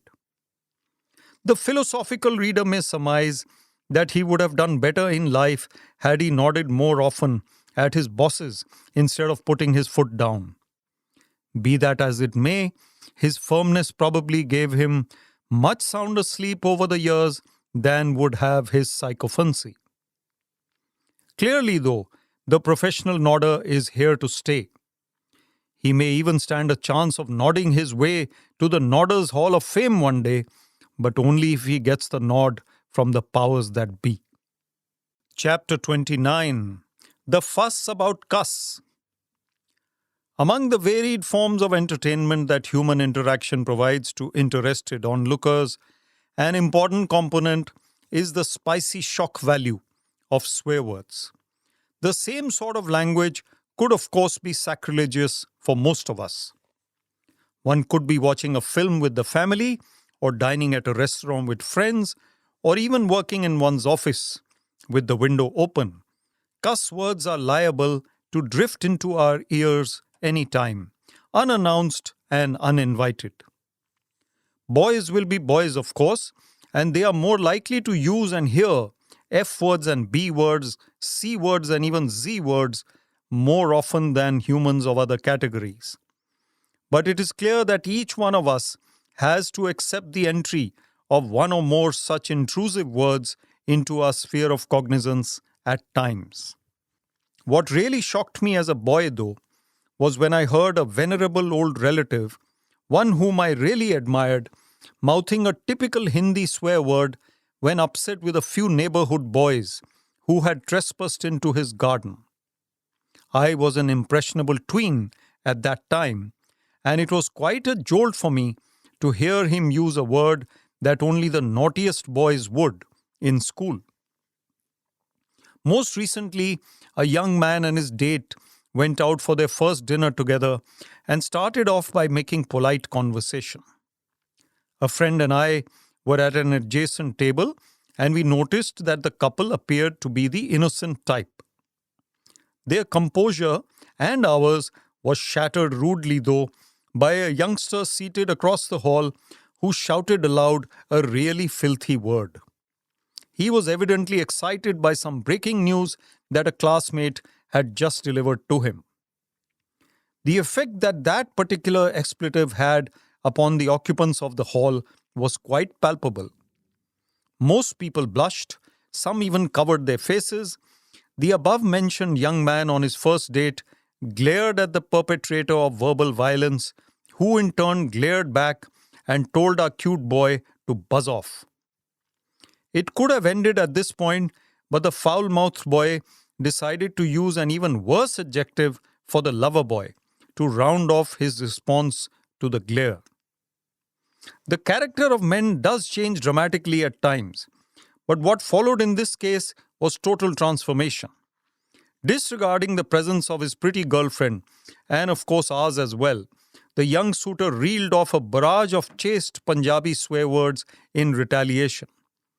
Needless to say, utter mayhem broke out at the place and most people fled. The young girl was totally inconsolable and utterly annoyed with her chameleon-like guy friend.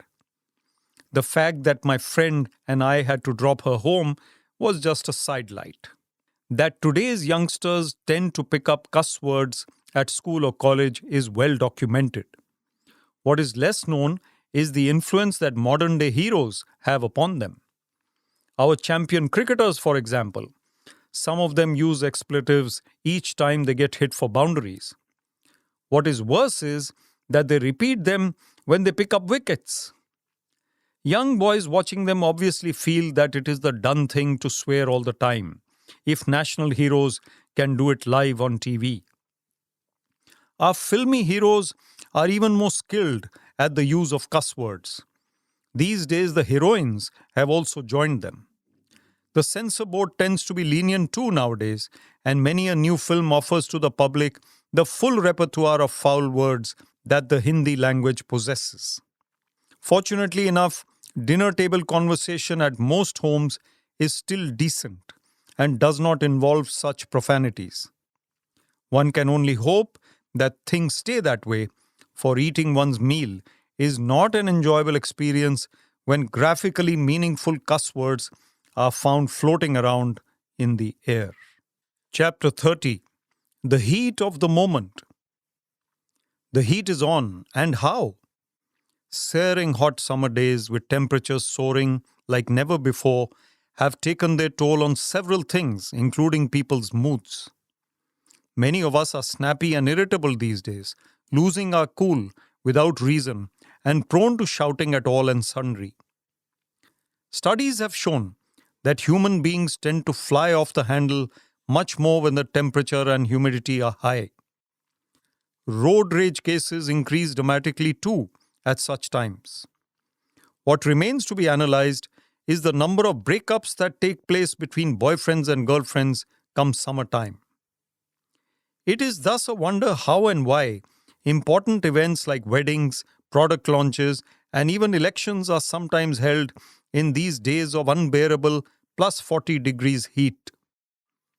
Suffering a session of third-degree torture is probably an easier proposition than attending an event in weather that is so stifling.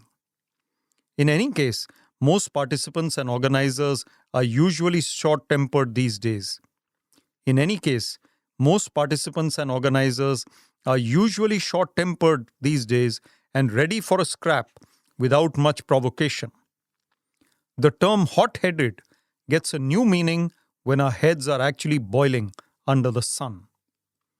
Weddings in particular are just not fun enough in the summers. The winters, on the other hand, were made for weddings. For summer weddings, we men tend to dress as if we're in our work clothes with no suit or tie to hide our plainness.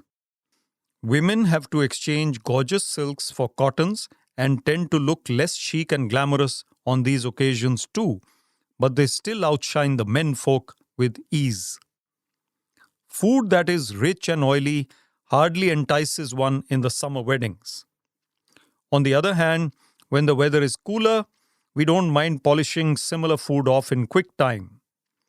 It is reliably learned that even honeymooners who marry in the summers cuddle each other a lot less. In fact, at a recent wedding, the bride and groom got into a friendly argument on stage when their friends tried to lift them higher than the other. Jayamala ceremonies these days typically consists of weightlifting matches wherein each side tries to delay the placement of the mala around the neck. In this particular case, the heat got to both parties and fisticuffs resulted when the bride and groom started quarreling. Needless to add, it took some wise old heads to pacify the hero and heroine so that the wedding could proceed. Some of their friends had to be arrested though. Air conditioning does help in keeping the heat from getting to people, but not enough. Last heard, the couple was still quarreling about the exact temperature at which the AC should be operative throughout the night. Chapter 31. The Spectacle of Spectacles. For those of us who crossed the age of 40 some years ago, the onset of the era of spectacles was inevitable. Once our eyes told us that we cannot read the fine print anymore without moving the sheet of paper a mile away, our lives changed rather inexorably. Thus, to the list of mandatory accessories which normally form part of one's repertoire, the handkerchief, the wallet, the wristwatch, the pen, and of course the ubiquitous mobile phone, a pair of spectacles was suddenly to be added. Thus, this new for us gadget forced itself to be a part of our armory by compulsion. Things have now come to such a pass that we can do without most of the aforementioned necessities at times, but we just cannot do without those glasses. Hence, a new relationship has to be formed by 40-somethings. It has to be fostered and it has to be cultivated. Indeed, a pair of spectacles can become just like one's wife, almost always there, always needed, never apart. When I started with them, I felt rather awkward wearing these cumbersome objects in public. At meetings and conferences, I didn't really know what to do with them. Bifocals are not for me, so a certain way had to be developed of gazing at people across a table over the glasses. Some stylish old-time movie heroes had perfected the art of using spectacles over the years. They would take them off with élan and then put them on again with panache. The legendary Ashok Kumar comes to mind. Dada Moni was a real perfectionist, and the manner in which he played with his spectacles or even with his cigarette in those black and white films was class personified.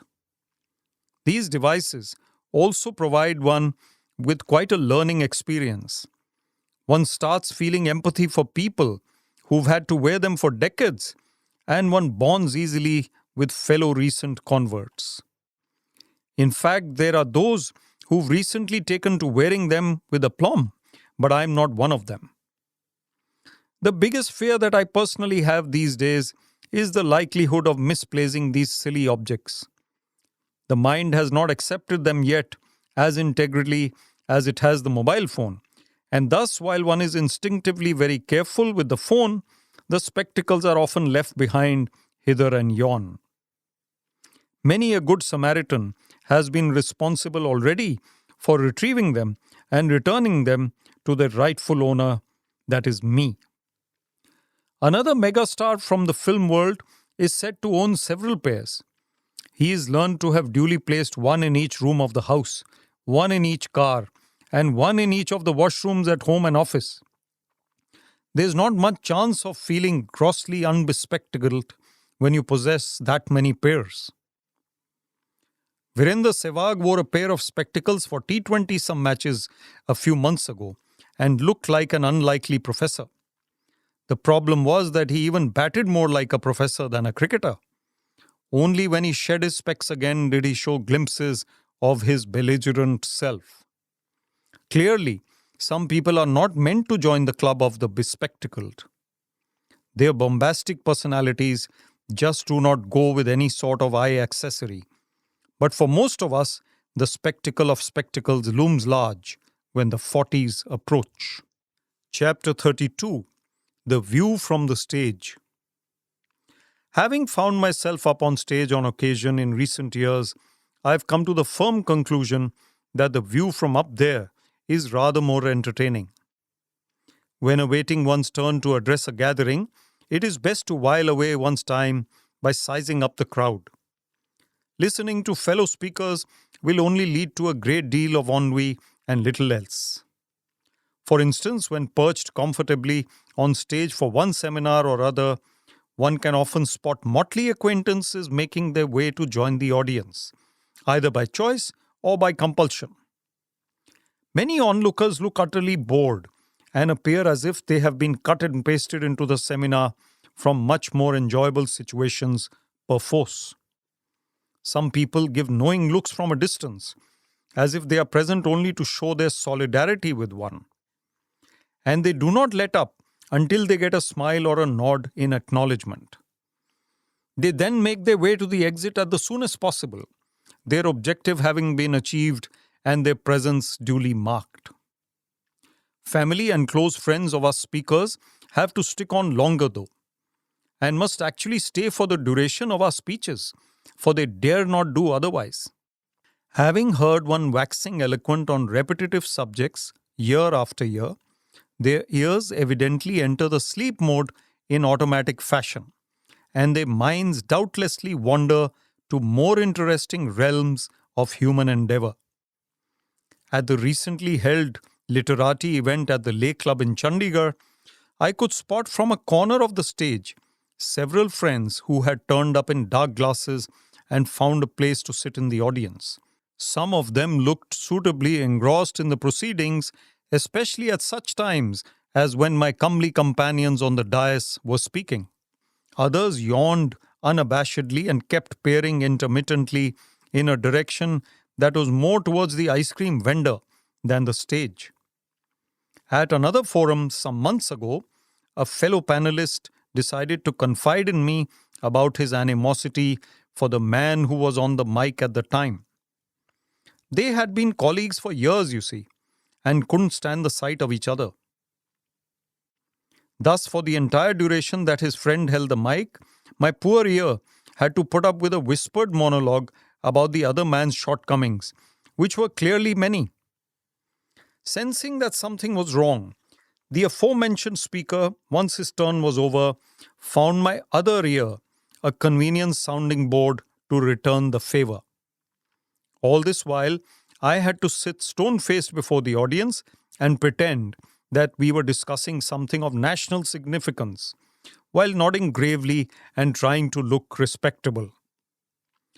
Feeling the need to unburden myself by either laughing out loud or by sharing my secret with someone, I took recourse to the latter alternative and texted a friend who sat in the second row about the goings on, much to his mirth. Indeed, being on stage is quite a laughing matter at times, and certainly more enjoyable than being a part of the audience. Chapter 33: These Touchy Times. In this era of touchscreens, ATMs, and high-touch gadgets, the use of the fifth sense, the sense of touch, is getting a bit out of hand. The number of times we have to touch things or people in a single day is not funny. Every day, one comes across people whose hands need to be shaken, people who need to be hugged, and even people who are to be kissed. In olden times, a folding of the hands and a polite namaste would suffice for most of these encounters, but alas, not today. These days, one has to greet friends of the opposite sex cheek to cheek, with lips pouted and kisses blown in the air. If they are friends of the closer variety, even the cheek to cheek greeting does not suffice. It has necessarily to be more intimate. Hugging is almost like the norm these days. Even daughters-in-law, who used to run away from elderly relatives in bygone eras, now run towards them and give them tight ones. Hugs, of course. While this informal manner of greeting has undoubtedly led to greater bonhomie among friends and family members, the resultant health hazards cannot be overlooked. Germs of all varieties make their way into our systems unhindered, flying in as they are from all directions. People with bad breath could earlier be avoided by keeping one's distance. These days they cling to one as if they have every right to do so and spoil the air no end. Nightclubs and wedding parties are to be avoided like the plague if one is to escape the touchy-feely type, for the music is so loud at such places that one can only be heard by putting one's mouth into someone else's ear and vice versa. Another aspect of these touchy times is that from the laptop to the microwave, every instrument that has been created in recent times requires the fingers to come in contact with screens or buttons already touched by someone else. To make matters worse, it has been revealed by a recent international study that ATMs are even more contaminated than public toilet seats. Sanitizer manufacturers have never had it so good as they do nowadays, for sure. Youngsters spend hours fiddling with mobile phones and iPods, and many are ending up with fatigued fingers and thumbs. People of all shapes and sizes are poking their fingers at slot machines, coffee machines, ticket machines, and the like. A recent report states that the fingers of some Indian cricket players are in bad shape through extensive use of their iPads. The BlackBerry thumb is said to become as common as a common cold before long. The poor fingers of human beings throughout the world are probably planning to go on a lightning strike. One friend is so besotted with gadgets that he keeps flirting with them all day. His hands are constantly on the move, and it is seldom that he looks up from a touchscreen. His wife is quite attractive, but even she fails to hold his attention when the competition is so intense. Having drawn no response from him, even when his favorite dish was cooked or when she was looking particularly ravishing, she finally resorted to hiding his gadgets one day. Predictably, a shouting match ensued, but she refused to divulge the hiding place and his temper flared. It was left to their 4-year-old son to bring about an end to the impasse when he ran towards his dad with the booty. "Dad, don't worry, here they are. Just don't ignore mom again." Dad's face went predictably red at this direct order from the toddler, and he forgot all his touchiness instantaneously. Mom was only too happy to be back in the reckoning once more. Chapter 34: Grounded and Hounded. Most flyers know that flight delays can lead to harrowing experiences. With many more people taking to traveling by the skies these days, airports tend to resemble fish markets. Spending an extra hour at an airport can thus be a mind-numbing experience. Multiple airlines, their staff, their equipment, their rigmarole, the frequency of their announcements, and not to forget the hundreds of passengers who jostle around at any given moment, all these factors contribute to the pitiable plight of the frequent flyer. Announcements are something that we as a nation do not excel in. The squeakiest of voices tend to go on repeating stuff that is superfluous and inane over public address systems. If one is in the mood for a snooze while waiting for the cheerful news that one's flight is finally to take off, one can forget it. Most announcers who are entrusted with the task of apologizing for flight delays have clearly never been to a pronunciation class. What is worse is that they tend to scream at their loudest and probably don't need mics at all but still use them. Worse still, if one ends up at an airport in uncertain times, that is days of fog or of heavy rain, one is never likely to get a correct answer to a simple query about when one's flight would take off. The airport staff, without exception, looks utterly clueless and probably are just that. People's tempers tend to rise with alarming alacrity on such occasions. The ground staff, for no fault of their own, have to face a barrage of verbal volleys fired by impatient passengers. Some passengers cross all limits of propriety at such times, and even fisticuffs may result. On one such occasion, a passenger had to be adjusted on a subsequent flight as his connecting flight had flown off much before he eventually landed to catch it. Harried he rightly was, but that was no excuse for his subsequent behavior. The man went to a booking counter, wanted some adjustment in his seat, and was directed to a neighboring queue. Having no stomach to go to the end of the line, he thrust his papers at the booking clerk and demanded a window seat, much to the chagrin of others waiting patiently for their turn. He then picked up a quarrel with the booking clerk and charged him with not having improved things for the last 63 years. The unprovoked and uncalled for accusation riled a young man at the head of the queue, and he sprung to the clerk's defense. The result was that all hell broke loose. The intruding complainant got an earful from his fellow passengers and had to beat a hasty retreat. The clerk at the counter looked bemused at this unexpected turn of events, for he was used to bearing the brunt of the ire of passengers day in and day out. He had never expected to be defended in this manner. Flight delays can also lead to pleasant experiences at times. A young girl found this out to her delight one day. She was rather hassled and bored while awaiting the expected shrill boarding announcement when she noticed a young Bollywood hero seated just meters away. The TV star turned film actor was trying to hide his face behind a large hat, but had let his guard slip for enough time to give the lass a glimpse. There was no stopping the girl after that.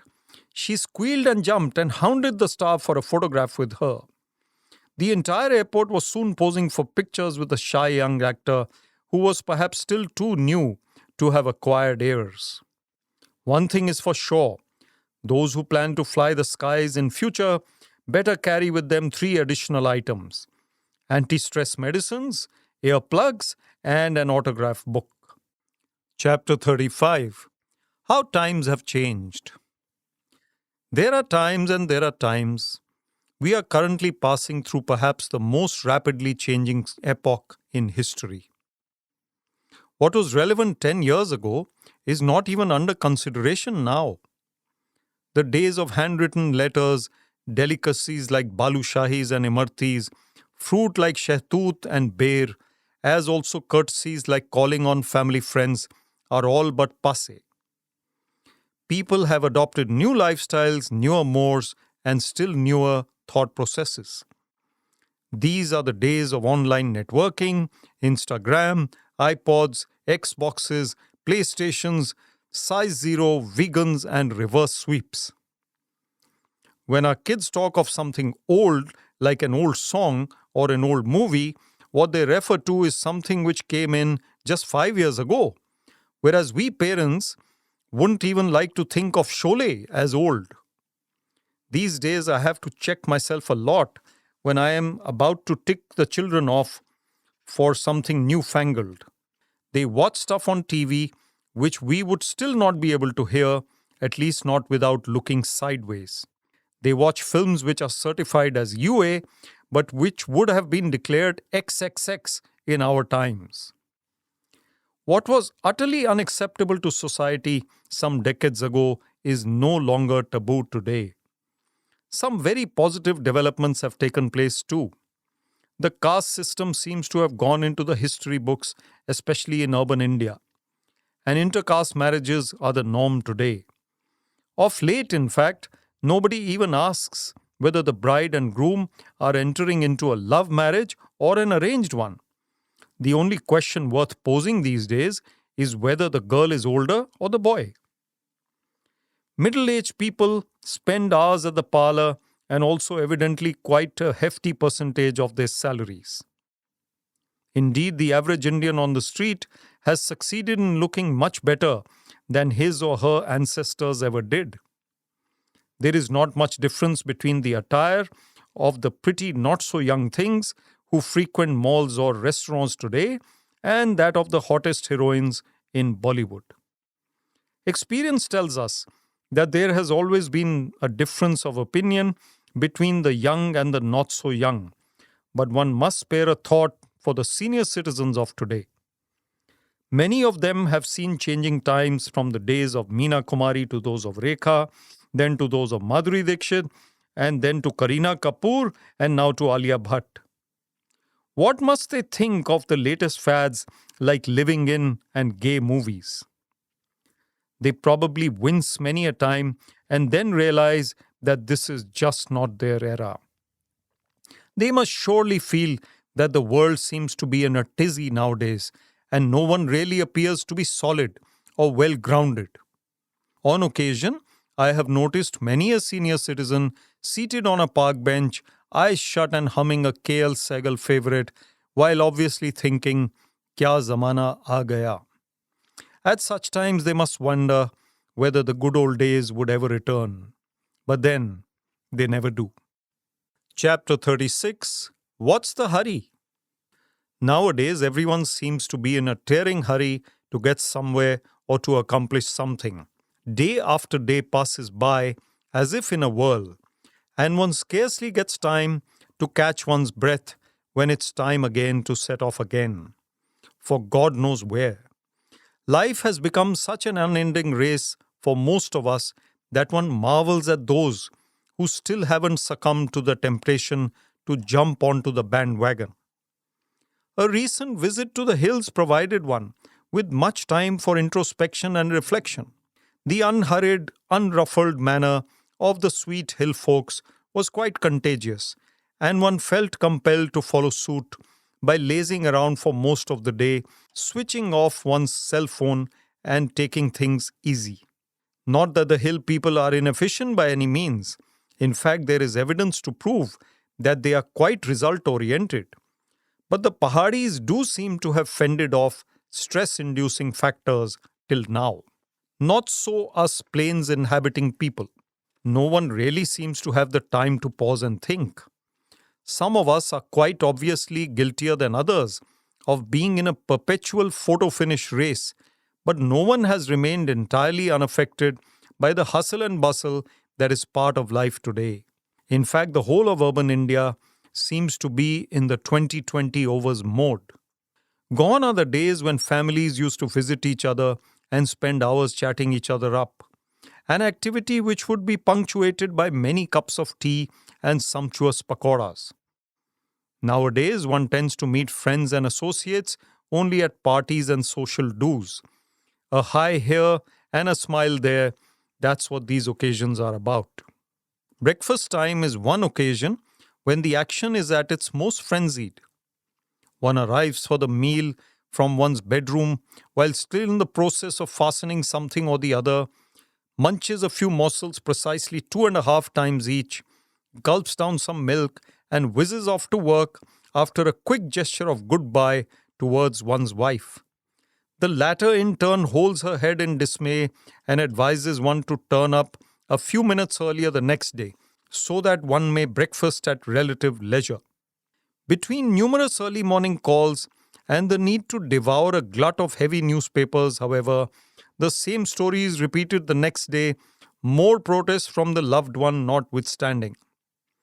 A little birdie tells me that the same story is repeated in many other households. It seems that each of us has to reach some unknown destination in life and therefore needs to be running all the time. By the time we shall realize it, however, time would have been unforgiving and we would have forgotten to spend quality time with ourselves and with the family while we were firing on all cylinders. What really is the hurry, people? Let's slow down while we can. Chapter 37. The Great Intruder. In a world that has been invaded by modern gadgets, the mobile phone may not be the most complicated one on view, but it is surely the most intrusive. Handy for sure, even life-saving at times, and excellent at never letting one feel alone, the cell phone is truly a symbol of our connected times. Gone are the days when we used to search for a friend at a railway station or used to wonder when a loved one would return home. This feeling of being available 24/7 is unsettling, however, for many of us. Those moments of doing nothing are gone, for one tends to text message a friend instead of staring into the sky as one used to. This disease of being compelled to fiddle with one's handset has certainly put paid to those peaceful times. There are those who are very adept at using the little devil and pride themselves in being able to utilize every feature it has to offer. A friend of mine falls into this category. Every time one meets him, he has a new piece and does not fail to enlighten me about the exciting new capabilities that it has to offer. It enables its proud owner to email, organize, Instagram, watch reels, calculate, remind, play music, play games, and take pictures, store files, and record videos. I have no doubt that he takes it to bed and to his bath. His wife is obviously unhappy at such unwarranted competition. Some others are more wary of these meddlers. They switch them off whenever they can, if they know how to. So potent is the little intruder that it can start making all kinds of noises at the most unlikely of times. At conferences, where silence is of the essence, one invariably hears "Jhalak Dikhla Ja" in full earshot of all concerned, leading to many a glare and a wince, depending on whether one happens to be the offended or the offender. At one such event, one even heard the compeer asking all present to check whether their neighbors' phones were switched off, leading to many a mini argument in the hall before the compeer hastily withdrew her directive. What took the cake, however, was the total cacophony on a recent train journey. There were two worthies who were intent on outdoing each other in the loudness with which they spoke into their handphones. One was on about his wife and was complaining to his friend endlessly about her lack of attention to his welfare. The other was the fiery sort and was intent upon scaring the wits out of his subordinates. His use of profanities became so profound that one or two courageous types actually requested him to lower his voice. That was the last straw for our loud-mouthed friend, who was already on a short fuse. He turned his attention to the interfering parties in no uncertain terms. It took the entire set of passengers in the coach 30 minutes to subdue him. My wife is the only person I have come across who is unruffled by any disturbance resulting from any mobile. She keeps her own set either switched off or in silent mode and never responds to calls from anyone. She claims that her phone is only to be used for her to call whomever she has to. Such bliss. Chapter 38. Mango Mania. Mirza Ghalib's views on those who do not relish mangoes are so well known that there is not much to be gained from reproducing them here, except perhaps the annoyance of that minuscule minority that is not afflicted by mango mania. Suffice it to say that come summer, most of us are compelled by a strong urge to dig into basket loads of the delicacy at every possible opportunity. This universal craze for the king of fruits has translated into a variety of incidents that I have been witness to over the years. My mother would regale family and friends with tales of how I, as a toddler who could barely walk, often used to be found under the dining table having finished off an entire dasheri, with the gutli quite miraculously still inside the peel. Not much has changed today, and I still love the sherries, but I'm even crazier about chosas, and I simply go mad when I spot a langra, especially if it is just the right color. Having thus devoured thousands of mangoes over the years, I have always professed myself to be a blue-blooded expert on the subject. It is not often that I can be outsmarted when it comes to recognizing the correct breed or selecting just the right piece from the fruit seller's pile. Perhaps part of my training comes from hearing endless debates between my late parents on their favorite variety. My mother was always a Langra fan, but my father always insisted that the dasheri was not at all an aam, it was a khas. My father also used to speak of the time when, as a university student, he and his friends would consume 5 kilos of mangoes each. Then there are those who have no idea about the intricacies of the subject and simply concentrate on polishing off as many pieces as possible as soon as they are unveiled. My wife is one of them. She used to insist before we got married that the best mangoes are the little ones which have no name but which simply are referred to as chupne wale aam. Once she became a part of our family, her general awareness on the subject increased rapidly, and today she is almost as clued up about these divine delights as I am. Some mango lovers complain that the fruit makes them put on weight, that it soils their clothes, and that it causes pimples and stomach upsets, and thus end up actually denying themselves. Others simply swoon upon pile after pile during the season and worry about cosmetic matters and fitness issues after it is over. Somehow, a carefree attitude becomes a true mango fan. What, after all, is the point of living a life if it is to be lived so mangoes? Chapter 39. People of Cheer. There are some human beings who never fail to uplift the mood. Others never fail to dampen it. People of cheer are rare commodities, but they light up the lives of hundreds around them. In a world that is increasingly tense and stressed, a person of cheer is like a manna from heaven. He stands out in a crowd. His smile enlivens proceedings, warms the heart, and soothes frayed nerves. He is the one who lends a helping hand to an old lady, and he is the one who smiles at the shop attendant, even if the latter is not a pretty girl but a grumpy old man. When a scenario is grim and hopeless, such gems are even more invaluable. On the battlefront, for instance, in the face of adversity unparalleled, he who can generate a few chuckles with his banter is akin to a breath of fresh air. Some bring cheer by dint of being inherently funny, others by way of effort. Whether in films or in real life, the ability to actually plant the seeds of mirth in the hearts of others is no mean feat. Rajesh Khanna's character in the timeless classic Anand was a memorable harbinger of happiness. He would never sit still and he would never stop his chatter, even while knowing that his days were numbered. He brought many a smile to our lips as we watched him in action and many a tear to our eyes when it was time for him to go. Thus, the need for us earthlings to recognize and even fate those who cheer us up. Not only those who professionally bring out the laughter instinct in us, but also those who do it intuitively and without practice. These people have extra happy genes inside them for sure. They need to be analyzed, dissected, and discussed in order to discern the qualities that they possess deep within.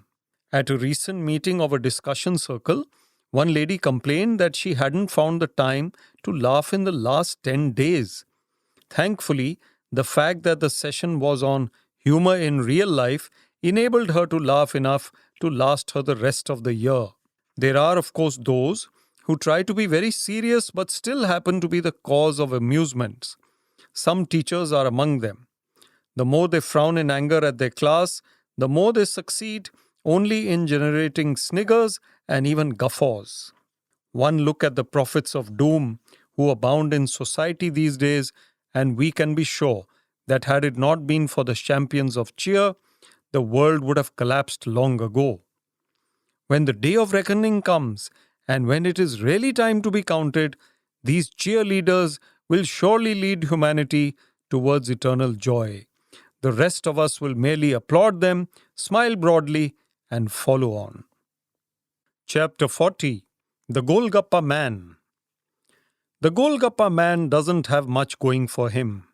He's poor, he's old, and he doesn't have a shop or the semblance of one. The odds are stacked against him.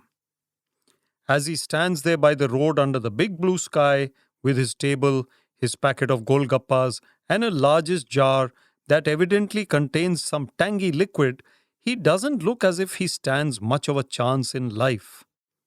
But a careful look at his countenance establishes the fact that he is always smiling. He looks shabby, weak, aged, and tired, but he's all smiles. I am intrigued, and I stare at him every day as I cross him on the way home from work to see if his expression has changed. It never does. Customers come and go. They obviously pay him a pittance. Surely then, there's much more to his smile than meets the eye. One day I decided to investigate, stop, and go up to him. "How much are these for?" I ask. "4 rupees per plate," is the businesslike but smiling response. He hands me a paper plate and does the needful. The Golgappas are delicious, and I tell him so. His grin becomes wider. "I've seen you cross me many a time, but you stopped only today. Why?" a man asks of me. Looking around to see if anyone else is within earshot, I come out with my confession. Actually, I've never had Golgappas on the street side like this for fear of falling sick. It's only because I always found you smiling and cheerful that I felt compelled to ask you the reason. The man's face brightens up further. "Don't worry, you won't die of these Golgappas. I'll tell you why I'm never glum." I nod my head at once, eager to learn the secret. "It's because I'm never worried about my fate. My father was really poor, but he taught me to smile. He told me that life is pure, it's special. I have a son who works as a peon, and he looks after my wife and me well. We plan to marry him off soon. I have lived my life with joy, and I shall go to heaven and meet God with a smiling face one day. Would you have another plate?" The trance that I am in is broken by the poser. I stretch out a hand abruptly and accept the offering eagerly. This time the Golgappas taste even better. He winks at me and displays his broadest smile yet. I take out a 20-rupee note and ask him to keep the change, but he refuses and returns the balance due. As I get into my car and wave at him, I realize that I have just learnt the most important lesson of my life and have met its real winner. I also notice that I'm smiling too, from ear to ear. Chapter 41. Party Time. Whenever my wife and I have to attend a party, there is enough chaos before we leave home for the kids to roll up their eyes and for the maid to pull out her hair. Gifts have to be wrapped and clothes have to be ironed and worn, with seconds to go before the designated time of our departure. When we finally get into the car, we're normally quite late, and there has been many an argument along the way, which has resulted in further slowing us down. A more cantankerous situation results, however, when we have a do at our home, and when we have to put up our best performance as please all hosts. The scene at our humble abode, just minutes before the guests are to arrive, resembles that of a sabzi mandi, with all kinds of items decorating the venue. One of us is usually busy with the laptop, me. Another is shouting at all and sundry while running around the house, my wife. The kids are on tenterhooks and the TV is blaring. The maid and the borrowed help look as if they've had enough and are never going to be a part of any party again. The pressure is really on at such times. Opinion is divided about the precise moment when I usually coax myself to leave the computer and join the frenetic cleaning up operations on such occasions. My wife thinks I get up past the anointed time for the party, whereas I think there are still a couple of minutes to go when I do so. Whatever the truth of the matter, the fact is that there is a frenzied period of activity just before the guests arrive that resembles the last over of a T20 thriller. Our best efforts to host the perfect party have the tendency to go awry, however, due to a variety of disruptive influences. Sometimes unwanted visitors arrive minutes before the party is scheduled for sundry reasons like the newspaper bill. On other occasions, long telephone calls hold up proceedings. The result is that one of the following invariably occurs at our parties. The kitchen cabinet forgets to lay out all the items that they have toiled to prepare, and the best dish keeps hiding in the oven only to be discovered when the guests have gone. Another gaffe is to underestimate the quantities of food required. Some guests evidently find the food so delicious at times that they polish off bowl after bowl of the stuff. The result is that a few or more of the diners are left staring at empty pots on the table. Even such errors are pardonable, but not what happened last time. A certain gentleman and his wife, whom we know distantly, turned up for dinner one evening, and we kept scratching our heads because they were not on our list. An examination of my cell phone later revealed that I had texted him the invitation instead of the intended person who has the same name.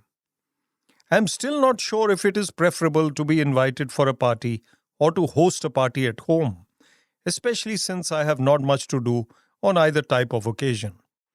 My wife is undecided too. She doesn't know which is worse.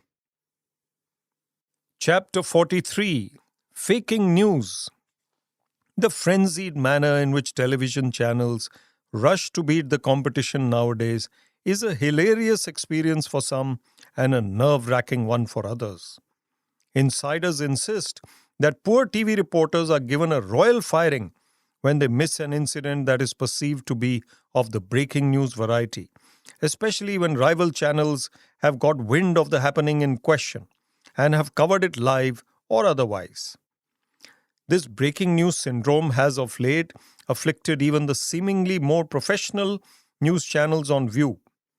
TV editors are extremely demanding people by all accounts. They are said to desire nothing but scandal, gossip, or sensation. In other words, they need clutter breakers day in and day out. Resultantly, many reporters in the field apparently suffer nightmares about missing an occurrence of significance. The most successful, most dynamic TV reporter is evidently the sort who makes sure that he or she is on the spot and on the ball whenever something is about to make news. Better still, a reporter who can create news is much sought after by the such. Better still, a reporter who can create news is much sought after by such channels. Thus, there have been instances of people protesting in a democratic manner who have been told to deliberately raise a ruckus for the benefit of TV viewers. Even scandals have at times been created and telecast purely for the purpose of enhancing TRP ratings. Old-fashioned sting operations have also retained their bite, it is learned.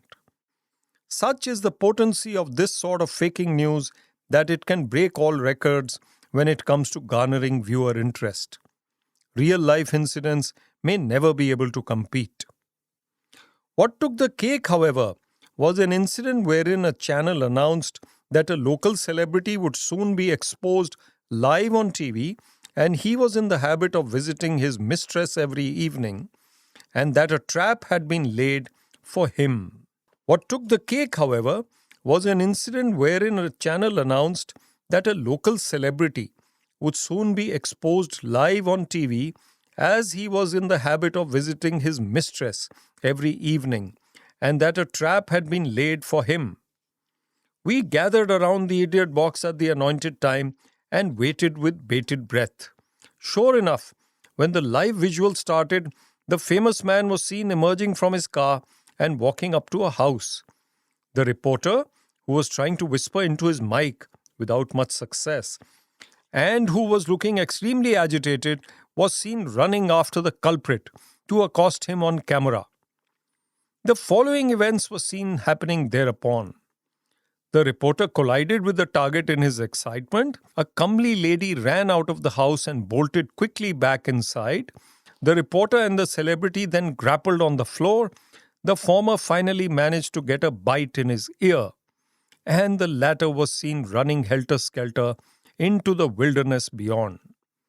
The extent of our mirth at the scene can only be imagined, and also the resultant jump in the TRP ratings of the channel, even if inadvertent. Chapter 44. The Tiger's Whiskers. Some people think that they are the cat's whiskers, or so goes the adage. But others are even more smugly ensconced in the echelons of those who think they possess perennial bragging rights. Their powerful internal belief systems have them wondering why they were born on a planet teeming with low intellect types. You can spot some of these arrogant-looking worthies at airport lounges, in business class cabins, at chic salons, in plush boardrooms, or at Michelin star restaurants, if you ever get to go there yourself. They have the air of being busier than everyone else. They also have the air of being God's gift to mankind. One such pillar of pomposity was seated near me at a Viennese cafe last month, when I happened to be in the Austrian capital in the days following a conference. The fact that he was from New Delhi was evident from his accent, and the content of his conversation, which he was carrying on with an amiable-looking Westerner. But so loud was his tone, and so aggravated his manner, that I was left with no alternative than to listen in and ignore the inviting pages of my book. He went on and on about some loan, which he was apparently to return but could not. Just as I was wondering whether I should transport myself to another pretty little cafe across the street, the duo rose from their seat and did exactly that. Our pompous loan defaulter had spotted me, a fellow Indian sipping coffee nearby, and obviously finding mine to be an inconvenient presence, had made a face at me and pulled the Westerner towards the other cafe. I was heaving a sigh of relief while wondering how I could have been of such nuisance value to a fellow Indian when he suddenly returned. I raised an eyebrow as the diesel-clad man made his way straight to me, or so I mistakenly thought. He had apparently left a very snazzy-looking mobile device at his table. "Ah," I exclaimed to myself, chiding myself at my sense of self-importance, having erroneously assumed that he should wish to speak with me. Almost predictably, he made another face, generally in my direction, and strode purposefully back to his new den. "The tiger's whiskers," I said to myself, firmly of the view that the lowly cat was too humble an animal to figure in an expression related to the humongous ego of the man in question. Later that day, while exploring the streets of Vienna, deliciously dotted as they are with ubiquitous vibrations of food, art, and culture, I thought about him once more, and actually felt bad for him. I even said a little prayer for him, to myself, and wished him well in my mind. But I said a bigger prayer, a self-centered one I must confess, beseeching the Lord to never allow me to engage in vanity or worse in rudeness, based on a sense of false supremacy. The truth is that the king and the pawn go back into the same box once the game of chess is over. The tiger and the pussycat too suffer fates similar to each other's once their game on this earth is over. Ours too is a temporary existence. Let us be nice to others, especially to those whose lives fate has forgotten to bless. Chapter 45: Classroom Capers. Classrooms across the world often provide the setting for highly absorbing interactions. If watchful observers were allowed by divine law to somehow transport themselves seamlessly and unseen in and out of classrooms, they would have much to say or write about later. In one such classroom, a venerable professor was waxing lyrical and expounding forth the nuances of English literature. The undergraduates in the hall were lapping up his deep insights into the minds and thoughts of great authors long departed from this world. But classrooms can be unpredictable places. Anything can happen therein. At one point of time, when Mr. Professor was in full flow and was dissecting the finer aspects of the classics with great facility and aplomb, Trisha, a charming young lady, stood up and began speaking without preamble. The professor paused in mid-sentence, feeling affronted and hugely peeved by the unwarranted interruption. The expression visible across his countenance was a none too subtle combination of chagrin and sheer shock. But Trisha was not to be denied. Her mind was obviously in an animated state, and her voice was even more high-pitched than it usually was. "Sir, there's an urgent matter which needs your attention immediately. My apologies for interrupting you, but someone in this class just sent me an anonymous 'I love you' message. The number is unknown, but the sender is obviously in this room right now, and I demand to know who it is." The professor's expression softened perceptibly. Years of delving into the intricacies of English literature had made him fall in love with the idea of romance. He raised an eager eyebrow now. "Who sent this message to her in the middle of the class? Come on, out with it," he demanded of the assemblage, his gaze shifting from one end of the classroom to the other with rapid frequency.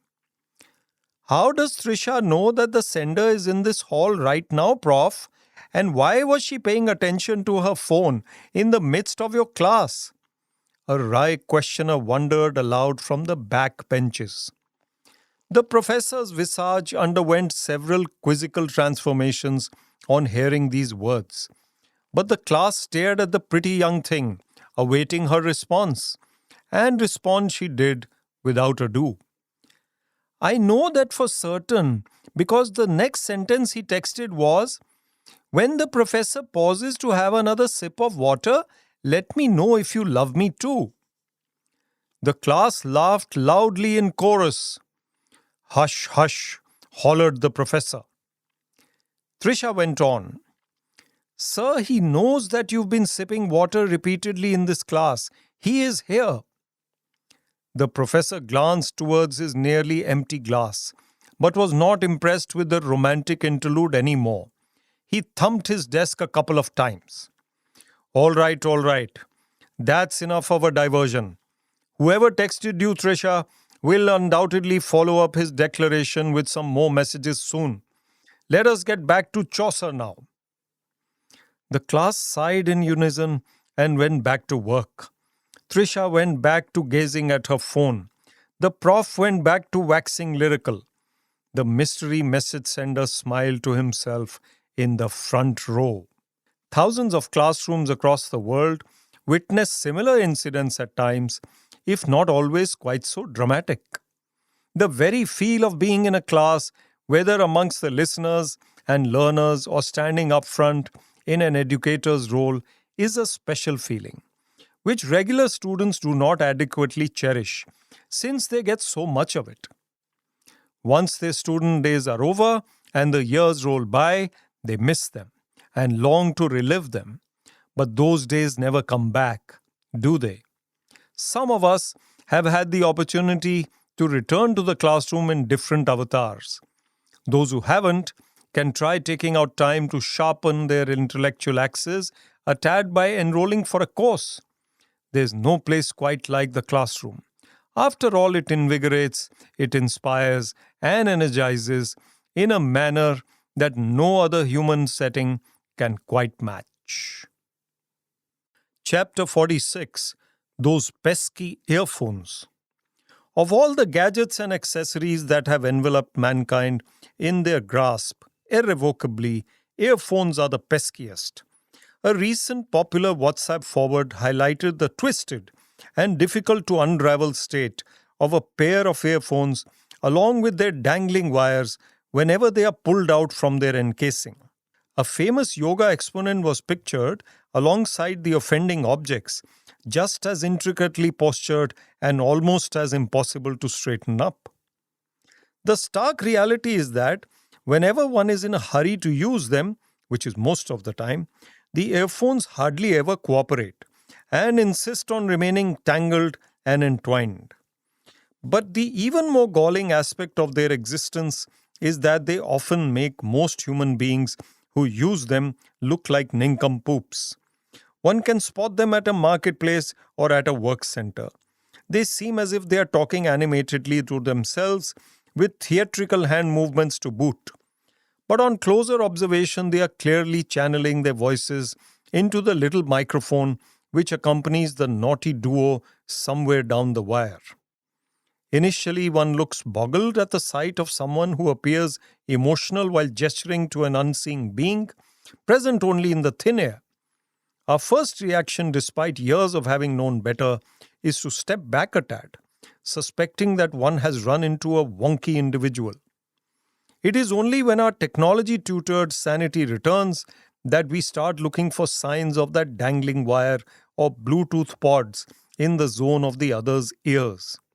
And upon noticing the thin black, white, or red conduit, we heave a sigh of relief, enlightened to the fact that the man is with it and not without it. A sense of comic relief is natural in such circumstances, but only when enlightenment occurs. Those who don't use earphones while traveling and rely on speakerphones are obviously oblivious to the comfort levels of fellow passengers. They watch films like Full Tension on full blast, and the neighbors have to either resort to earmuffs or simply grin and bear it. The third option is to try and convince the viewer of the said classic film with whatever tactics they feel are best suited to the occasion. Other modern-day gadgets can be irksome too. Some run out of gas, battery actually. Others beep and bark when it is most inconvenient to their owner for them to do so. A calm Sunday morning service at a church or temple will almost inescapably be the setting for a cacophonous ringtone to blare. The resultant glares will have nothing to do with calmness, of course, and the owner of the perpetrator of the violent noise would do well to shut his eyes and pretend to meditate, but only after he has finally switched off the offending object and stifled its cacophony. The thing about ultra-tech devices is therefore to realize that they have their downsides and side effects. One needs to utilize their services judiciously and in a manner which does not offend or bother people in the vicinity. A walk in the park without any such device in the pocket is probably the closest experience to nirvana these days. Giggling at earphone users who seem to be addressing themselves is an added bonus. Chapter 47: Life in these networked times. Most of us have stepped onto the networking bandwagon these days. The necessity of networking with those who matter, or even those who don't, cannot be downplayed by any means. Those who put their networking skills to effective use can move up the ladder of materialism pretty quickly. Gone are the days when being a quality professional was enough to give us the edge over others. These days, the art of networking has become paramount and indispensable. One of my senior friends calls the present era one of networking and packaging. Substance is, of course, vital to one's cause, but style and communication abilities are just as essential in these connected times. The said friend meets a plethora of visitors in his office every day and regales them with stories from his colorful past. The visiting worthies doubtless go back feeling elevated and titillated as a result. He is indeed the king of networking. Several people find new connections in his domain with those they are destined to meet through him. Such friendships at times go a long way in furthering careers, enhancing business prospects, or even creating nuptial alliances. At a social jamboree, the main agenda of most present is to network. Thus, while the high and mighty are surrounded by hangers on, the bright and successful are swarmed by young hopefuls. One never knows which introduction may turn the course of one's life to altogether different direction, and rather inexorably at that. Government officials are keen networkers too.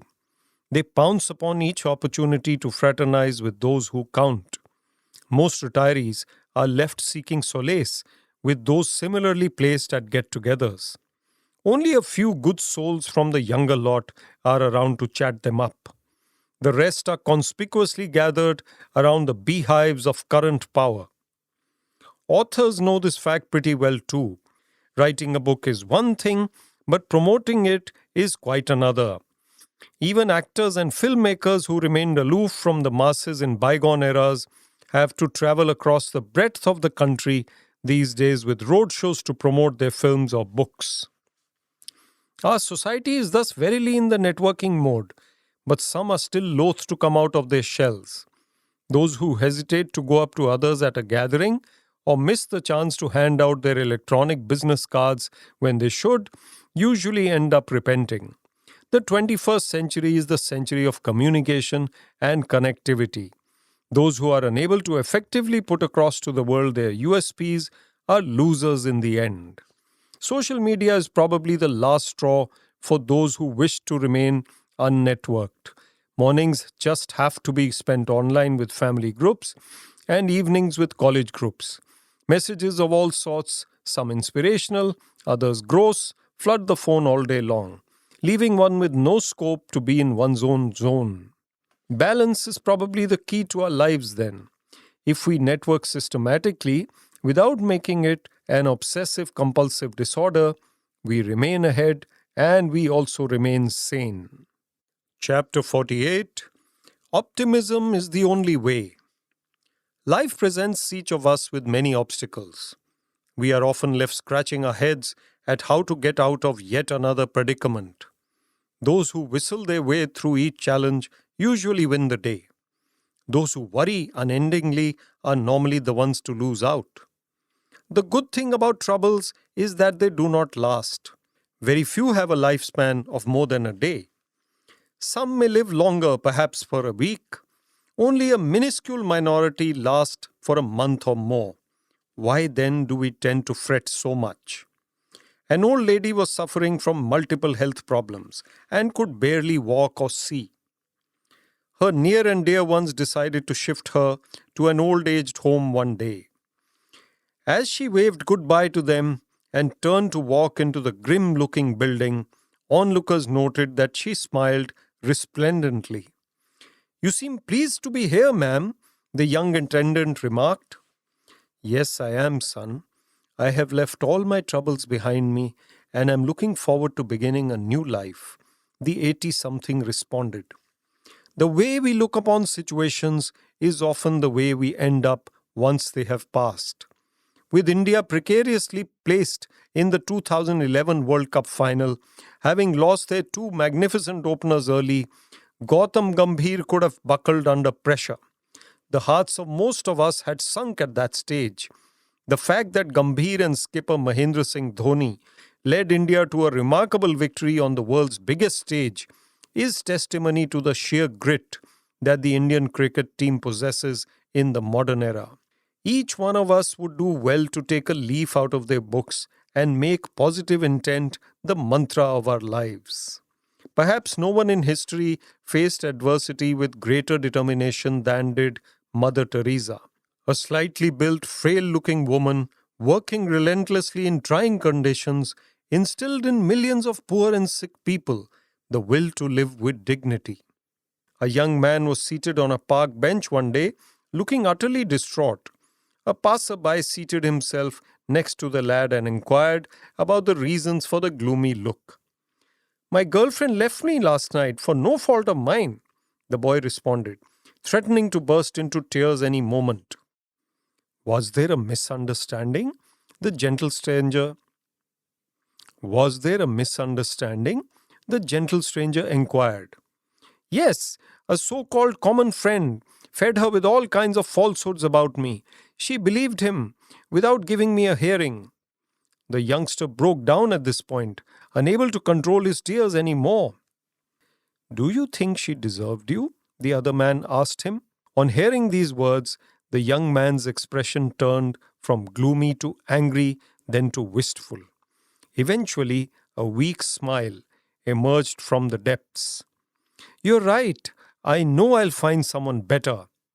Such is the power of clear-headed optimism, if only we would believe it. Chapter 49. Summer Days. The searing days of summer are upon us in all their harshness and relentlessness. Schools are closed, street vendors are scurrying for shelter, office ACs are working overtime, and endless glasses of water are being gulped down, or should be. Summer fashions are on a high. People are finding new ways to chill out. Vacations are being planned, and day trips to the hills are only par for the course. Summer schools and swimming pools are being thronged by youngsters keen to learn new skills or to beat the heat. Fruit vendors are making a fast buck by capitalizing on mankind's craving for mangoes, watermelons, and melons. Mangoes are a class apart, of course, and even though the truly champion varieties are still to make a gala appearance, mango lovers are already in a daze.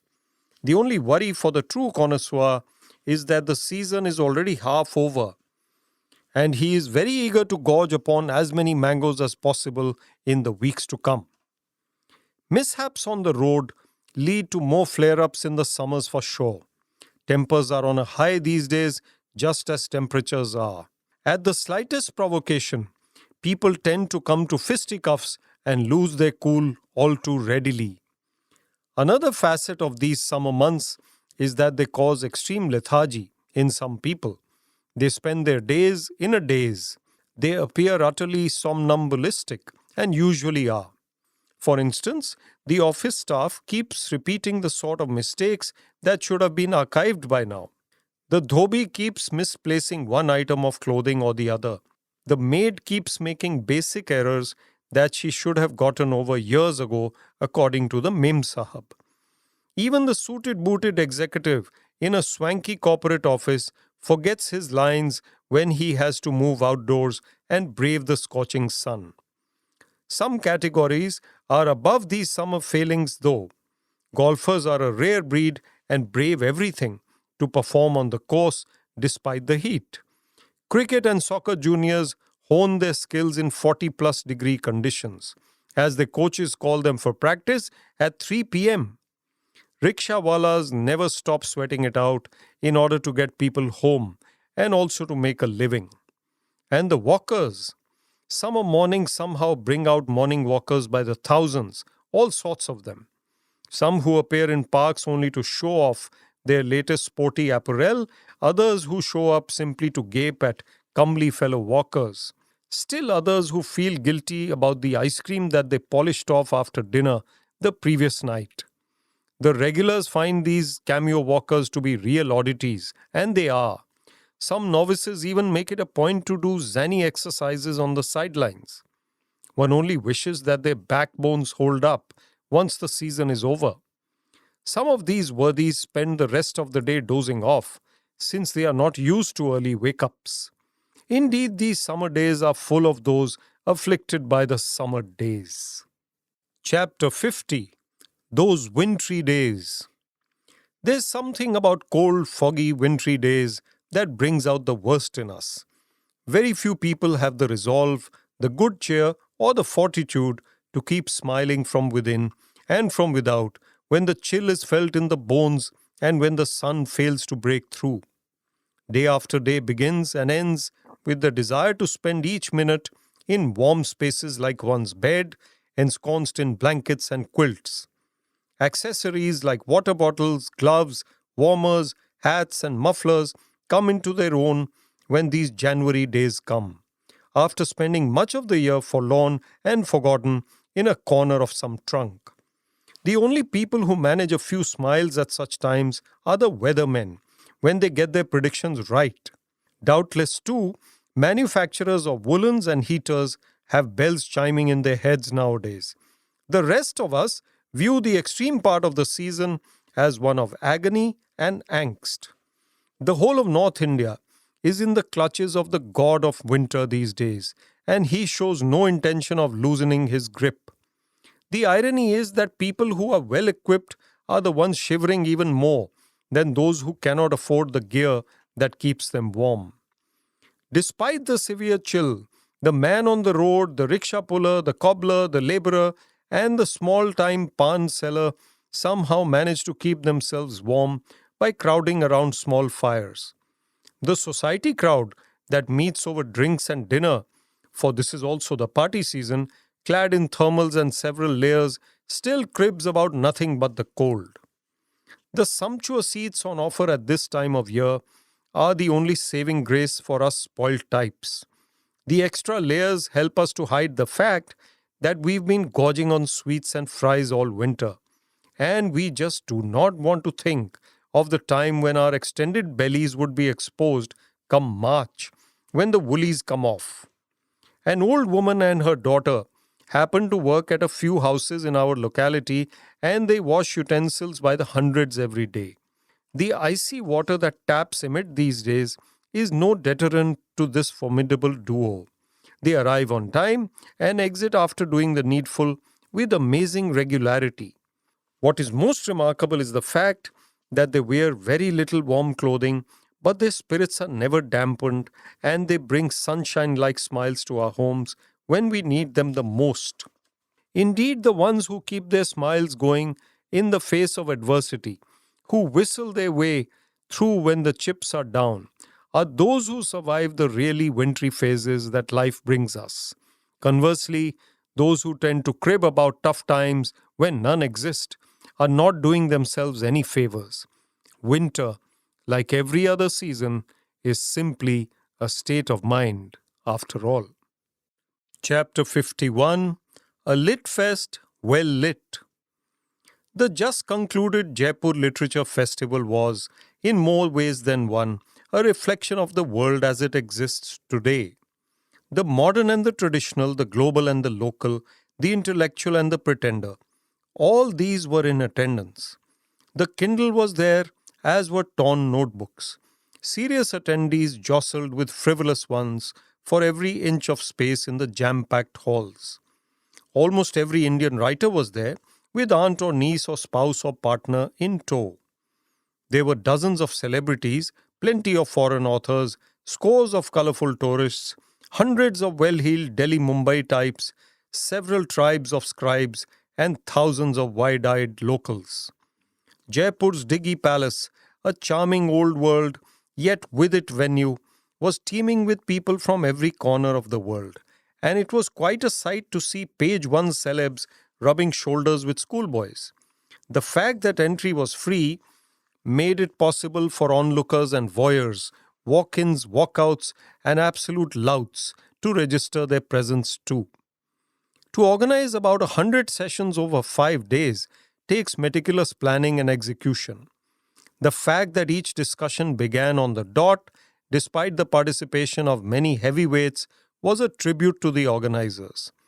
Those who managed to bag a seat were the haves, and those who stood around or sat on the floor were clearly the have-nots. People were falling over each other all the time, and there was much hustle and bustle. But there was pin-drop silence once the sessions were on, and only the voice of the speaker, whether booming or otherwise, could be heard. The glittering array of speakers was the real draw for budding writers as also for budded ones. Nobel laureates graciously shared the stage and the spotlight with wannabes and just arriveds. From philosophy to humor to crises facing the world of books, every issue was examined threadbare. The session on women authors turning 50 was one of the highlights.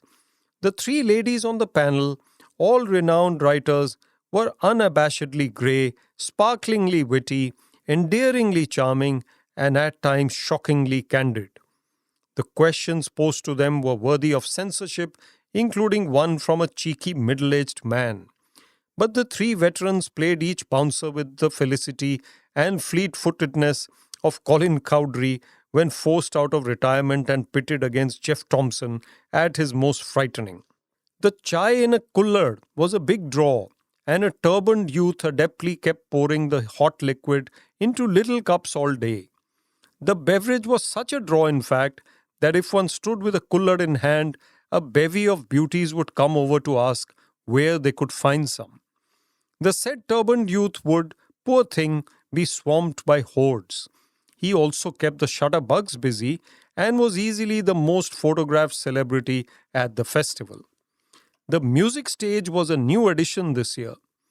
Evening after evening, thousands of writers and delegates let their hair down and danced with gay abandon to the tune of such varied offerings as rap, ghazals, qawwalis, and fusion music. The beer only added to the cheer, and some new talents were unearthed as a result. Glamour was not on short supply. It could well have been a racecourse event, so trendy were some of the hats, bags, glasses, smiles, and other accessories on view. All said and done, the Jaipur Lit Fest scores where many events fail in that it does not prove to be elitist. It brings the world beater and the newborn, the mighty and the meek, the glitterati and the obliterati on the same plane. As one smooth-talking venerable old lady was heard saying after a particularly intense session, "This festival is a thinker's paradise, a social do, a fashion show, a musical outing, and a laugh riot, all rolled into one." Chapter 52: The Need for the Outdoors. The younger generation of today needs a dose of the outdoors to be able to appreciate better the joy of nature and also to improve their overall health and fitness.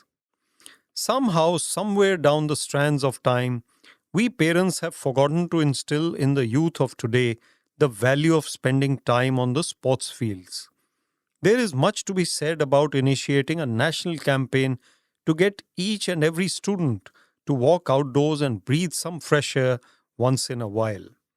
Some students are, of course, active sports persons, but the majority prefer to spend hours in front of the screen. Those grown-ups who miss their morning or evening walk are no better. The options for the young of today are such that games like tennis, cricket, soccer, and hockey are easier to play in urban areas, while wrestling and boxing seem to be more popular in the rural parts. The success of the Indian contingent in the Commonwealth Games, especially in the boxing rink and wrestling arena, proves that there are certain sports where Indians from small towns and villages can really excel. The need of the hour is for the young to decide which game they would like to play while they're still in junior school and then try to master it. Most people cannot become professional sportsmen, but the time spent playing would stand them in good stead not only health-wise but also in making them better human beings. A recent study shows that sportspersons or sports lovers are more likely to be happier and more positive in life. Everyone cannot be an athlete for sure, but just the experience of competing in a healthy sporting environment would go a long way in making each of us better human beings.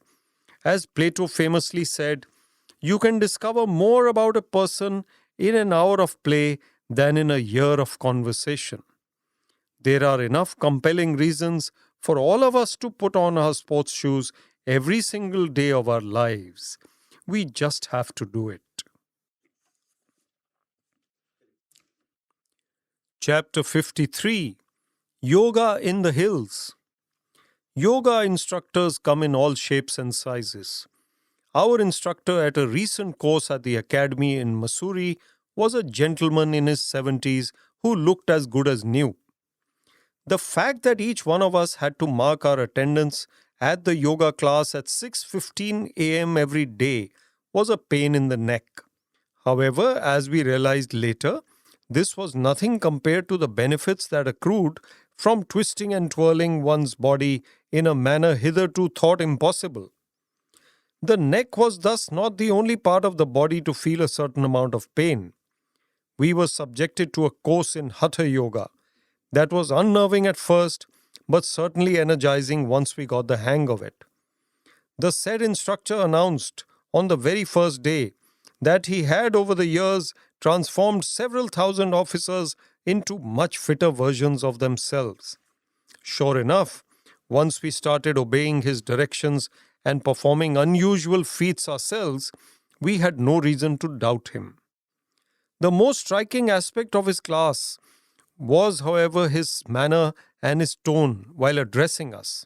The reverential attitude that officers of the civil services are usually the recipients of when others speak to them was not for him. He would shout at us, taunt us, and even bully us into doing his bidding.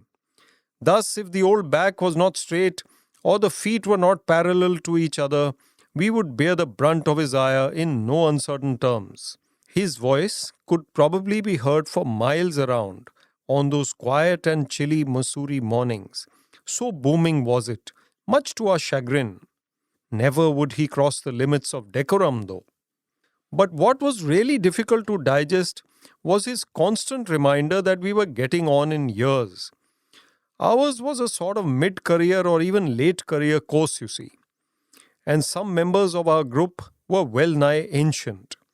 Thus, his remark that our bodies had gotten used to too much stooping and bowing over the years was not far off the mark. He did not quite use the word spineless for us, but he came close to it. And in deference to our healthy paunches and wobbly knees, he would come up with exercises that were meant specifically for the elderly. When some of us would make faces at being clubbed with the senior citizens, he would remind us that our senior citizenship was not far off either. Bouts of laughter would follow whenever a colleague was the target of his sarcasm, and much mirth would result. Now that we are back to the usual humdrum of office work and in danger of slumping into sedentary tedium once more, all that we can do is to switch on the video of his unforgettable yoga classes, not just to practice what we'd learnt, but also to entertain ourselves with some unforgettable footage. Chapter 54 Sachinitis. Of the varied kinds of ailments that mankind has had to combat over the centuries, Sachinitis may not have proved to be as lethal as some of the others, but Indian cricket fans have certainly suffered from it over the past decades and more. It has verily been chronic and all-pervasive in our land. Very few have escaped its spread, and there has been no known cure for it. The compulsion to watch Sachin Tendulkar, the maestro, at the crease and to ooh and ah at his strokes has been endemic. So much so that fans have gone to many extremes to tune into his innings whenever and wherever possible. Thus, Tendulkar's performances have caused several upheavals and downfalls, made people lose their jobs, shattered numerous love affairs, and led to bleary-eyed office-goers turning up late for work when India's matches have been telecast live from New Zealand or the West Indies. His batting has been such an intrinsic part of our lives that his records are far better known in India than national statistics. His face has beamed at us from television commercials more times than those of Katrina Kaif and Kareena Kapoor combined, multiplied by 1,000,000. Cricket fans have feted him, glorified him, blessed him, and adulated him. Some have even vilified him and taunted him, but they have certainly not been able to ignore him. And now all of a sudden we are told by Mr. Tendulkar himself that Sachinitis as we know it will be eradicated from the face of the earth. He has decided to retire from all forms of the game, you see, and thus we need no longer fret and worry whether he will score a century or not in a forthcoming game. We need not worry on the eve of an important match whether he would get his nth century or not the next day. We are now supposed to sleep without such exacting and burdensome thoughts on our minds, it appears. The fact is that some of us really do not know how to handle the announcement of his retirement. Sachinitis has been an integral part of our systems ever since 1989, when Tendulkar burst onto the international scene at an age when he should have still been in his shorts at school. We have exulted at his successes and despaired at his failures so many thousands of times ever since then that we know now no other way to live. Over the years, our heartbeats went bonkers whenever he was stuck in the nervous 90s.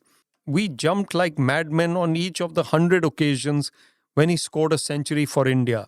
And we did not speak to anyone for days when he was sent back to the pavilion for a duck. And today, when the little champion with the disarming smile and the bombastic bat has decided to put away his bat, his pads and his gloves, we really do not know how to handle this impending Sachinitis-free existence. At the ripe old age of 40, Tendulkar is of course entitled to put his feet up at last and bask in the glory that he has earned more emphatically than any other. We do not grudge him that at all. He can do all the basking that he wants. As for us, we are planning to watch reruns of his centuries for the next few years in the hope that another superhero will emerge soon from the Maidans of our sprawling land, and we will once again be afflicted by an incurable illness. Chapter 55. The Bolt Impact. If ever a dose of inspiration was needed by mankind, it is needed today. In an era of crumbling institutions and collapsing values, there are only a handful of outstanding people today who show the way to those who have their hearts in the right place. While each field of human endeavor has its torchbearers in the form of exemplary heroes or heroines, Usain Bolt is the undisputed champion of the sporting arena. One look at his unflagging zeal, his unbridled enthusiasm, and his extraordinary ability to excel himself, and we cannot help but get goose pimples. Even for those who are not sports buffs, the sight of a man almost 6.5 feet tall, tearing down the track while leaving many men of metal easily behind is enough to excite the mind. Bolt not only wins, he wins with consummate ease. He not only breaks records, he displays effervescent joy openly and unabashedly each time, as no other champion before him has. His achievements are so enormous at the age of 27 that he literally stands tall as the most celebrated sportsperson of the 21st century. In an era that has been adorned by the likes of Michael Phelps, Roger Federer, Serena Williams, Tiger Woods, and Sachin Tendulkar, all towering greats of their respective sports, the sprinter from Jamaica threatens to surge ahead of them all. At the recently concluded World Championships of Athletics, the crowd went totally gaga over him when he performed the Cossack dance before a packed stadium in Moscow after winning the 100 meters gold medal. His bow and arrow style of celebrating each victory is already a part of folklore. By repeating his Beijing Olympics heroics at London last year and by picking up another 3 gold medals, he has already etched his name a notch above all others of his ilk. What then is the Bolt impact? Today's youngsters have few role models to look up to. Bolt provides the kind of glamour coupled with astonishing capability that young people can strive to emulate. Whether the impact of his tremendous personality and his earth-shaking successes will filter down to dusty villages in India or other countries remains to be seen. The fact remains that Bolt, by his magical deeds, has left no stone unturned in sending out oodles of inspiration to all corners of the world. Indeed, school teachers across the globe would do well to show their students a picture of two of the great man and relate a few anecdotes about him. Some of those wide eyed kids may well feel inspired enough to go on and shine gloriously in their chosen paths as a result. And the Bolt legend continues to grow. Falmouth, a small town in Jamaica, is planning to install a statue of his in order to boost tourism. The picture of him sprinting to the finish line at Moscow with a bolt of lightning visible in the background sky is already one of the most discussed shots ever. Thus, while Usain Bolt continues to scorch the tracks with effortless ease, it is we onlookers who are left utterly breathless each time. Chapter 56. The Smile of a Champion. Everyone smiles, some more so than others, but all of us have occasion to bare our teeth at times. People smile for different reasons. The smile of a mother who's just given birth is one of pure joy and even relief. An older mother, one who has seen her daughter climb the ladder of success, smiles in a different way.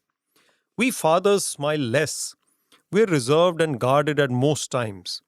But when our little ones give us joy unbounded, we do let our inhibitions go.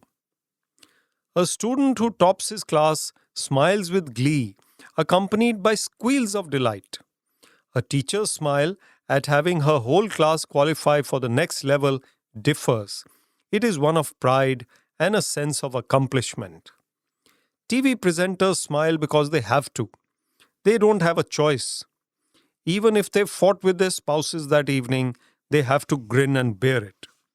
Their smiles often seem plastic and put on, but beneath that facade, they're obviously like any of us. The smile of a lover is one of unbridled delight, especially when the beloved finally returns after months of separation. The heart pounds and inner feelings come to the fore in no uncertain terms at such times. A restrained smile is that of a bride at her wedding, even in these modern times. She curbs her cheeriness at having married the man of her choice, if she has, and tries to look bashful enough to please the elders around her. The smile of a champion is like no other though. A gold medalist, a centurion, an undisputed winner, their smiles are the result of achievement that has not come easy. The London Olympics brought to our television screens several such moments that linger in the mind. While the amazing Usain Bolt celebrated in extravagant fashion when he attained unparalleled pinnacles of success, some champions were more understated. Stephen Kiprowicz of Uganda, for instance, was content with smiling shyly after clinching the gold medal in the men's marathon. He was feted at the closing ceremony of the Games, watched by 80,000 people in the stadium and billions across the world on TV. Yet, underneath the layers of his rather hesitant smile, one could discern the purity of his happiness. His smile reflected years of blood, sweat, and toil, years of slogging in his native land, perhaps barefooted to begin with the merciless African sun beating down upon him, had paid off at last.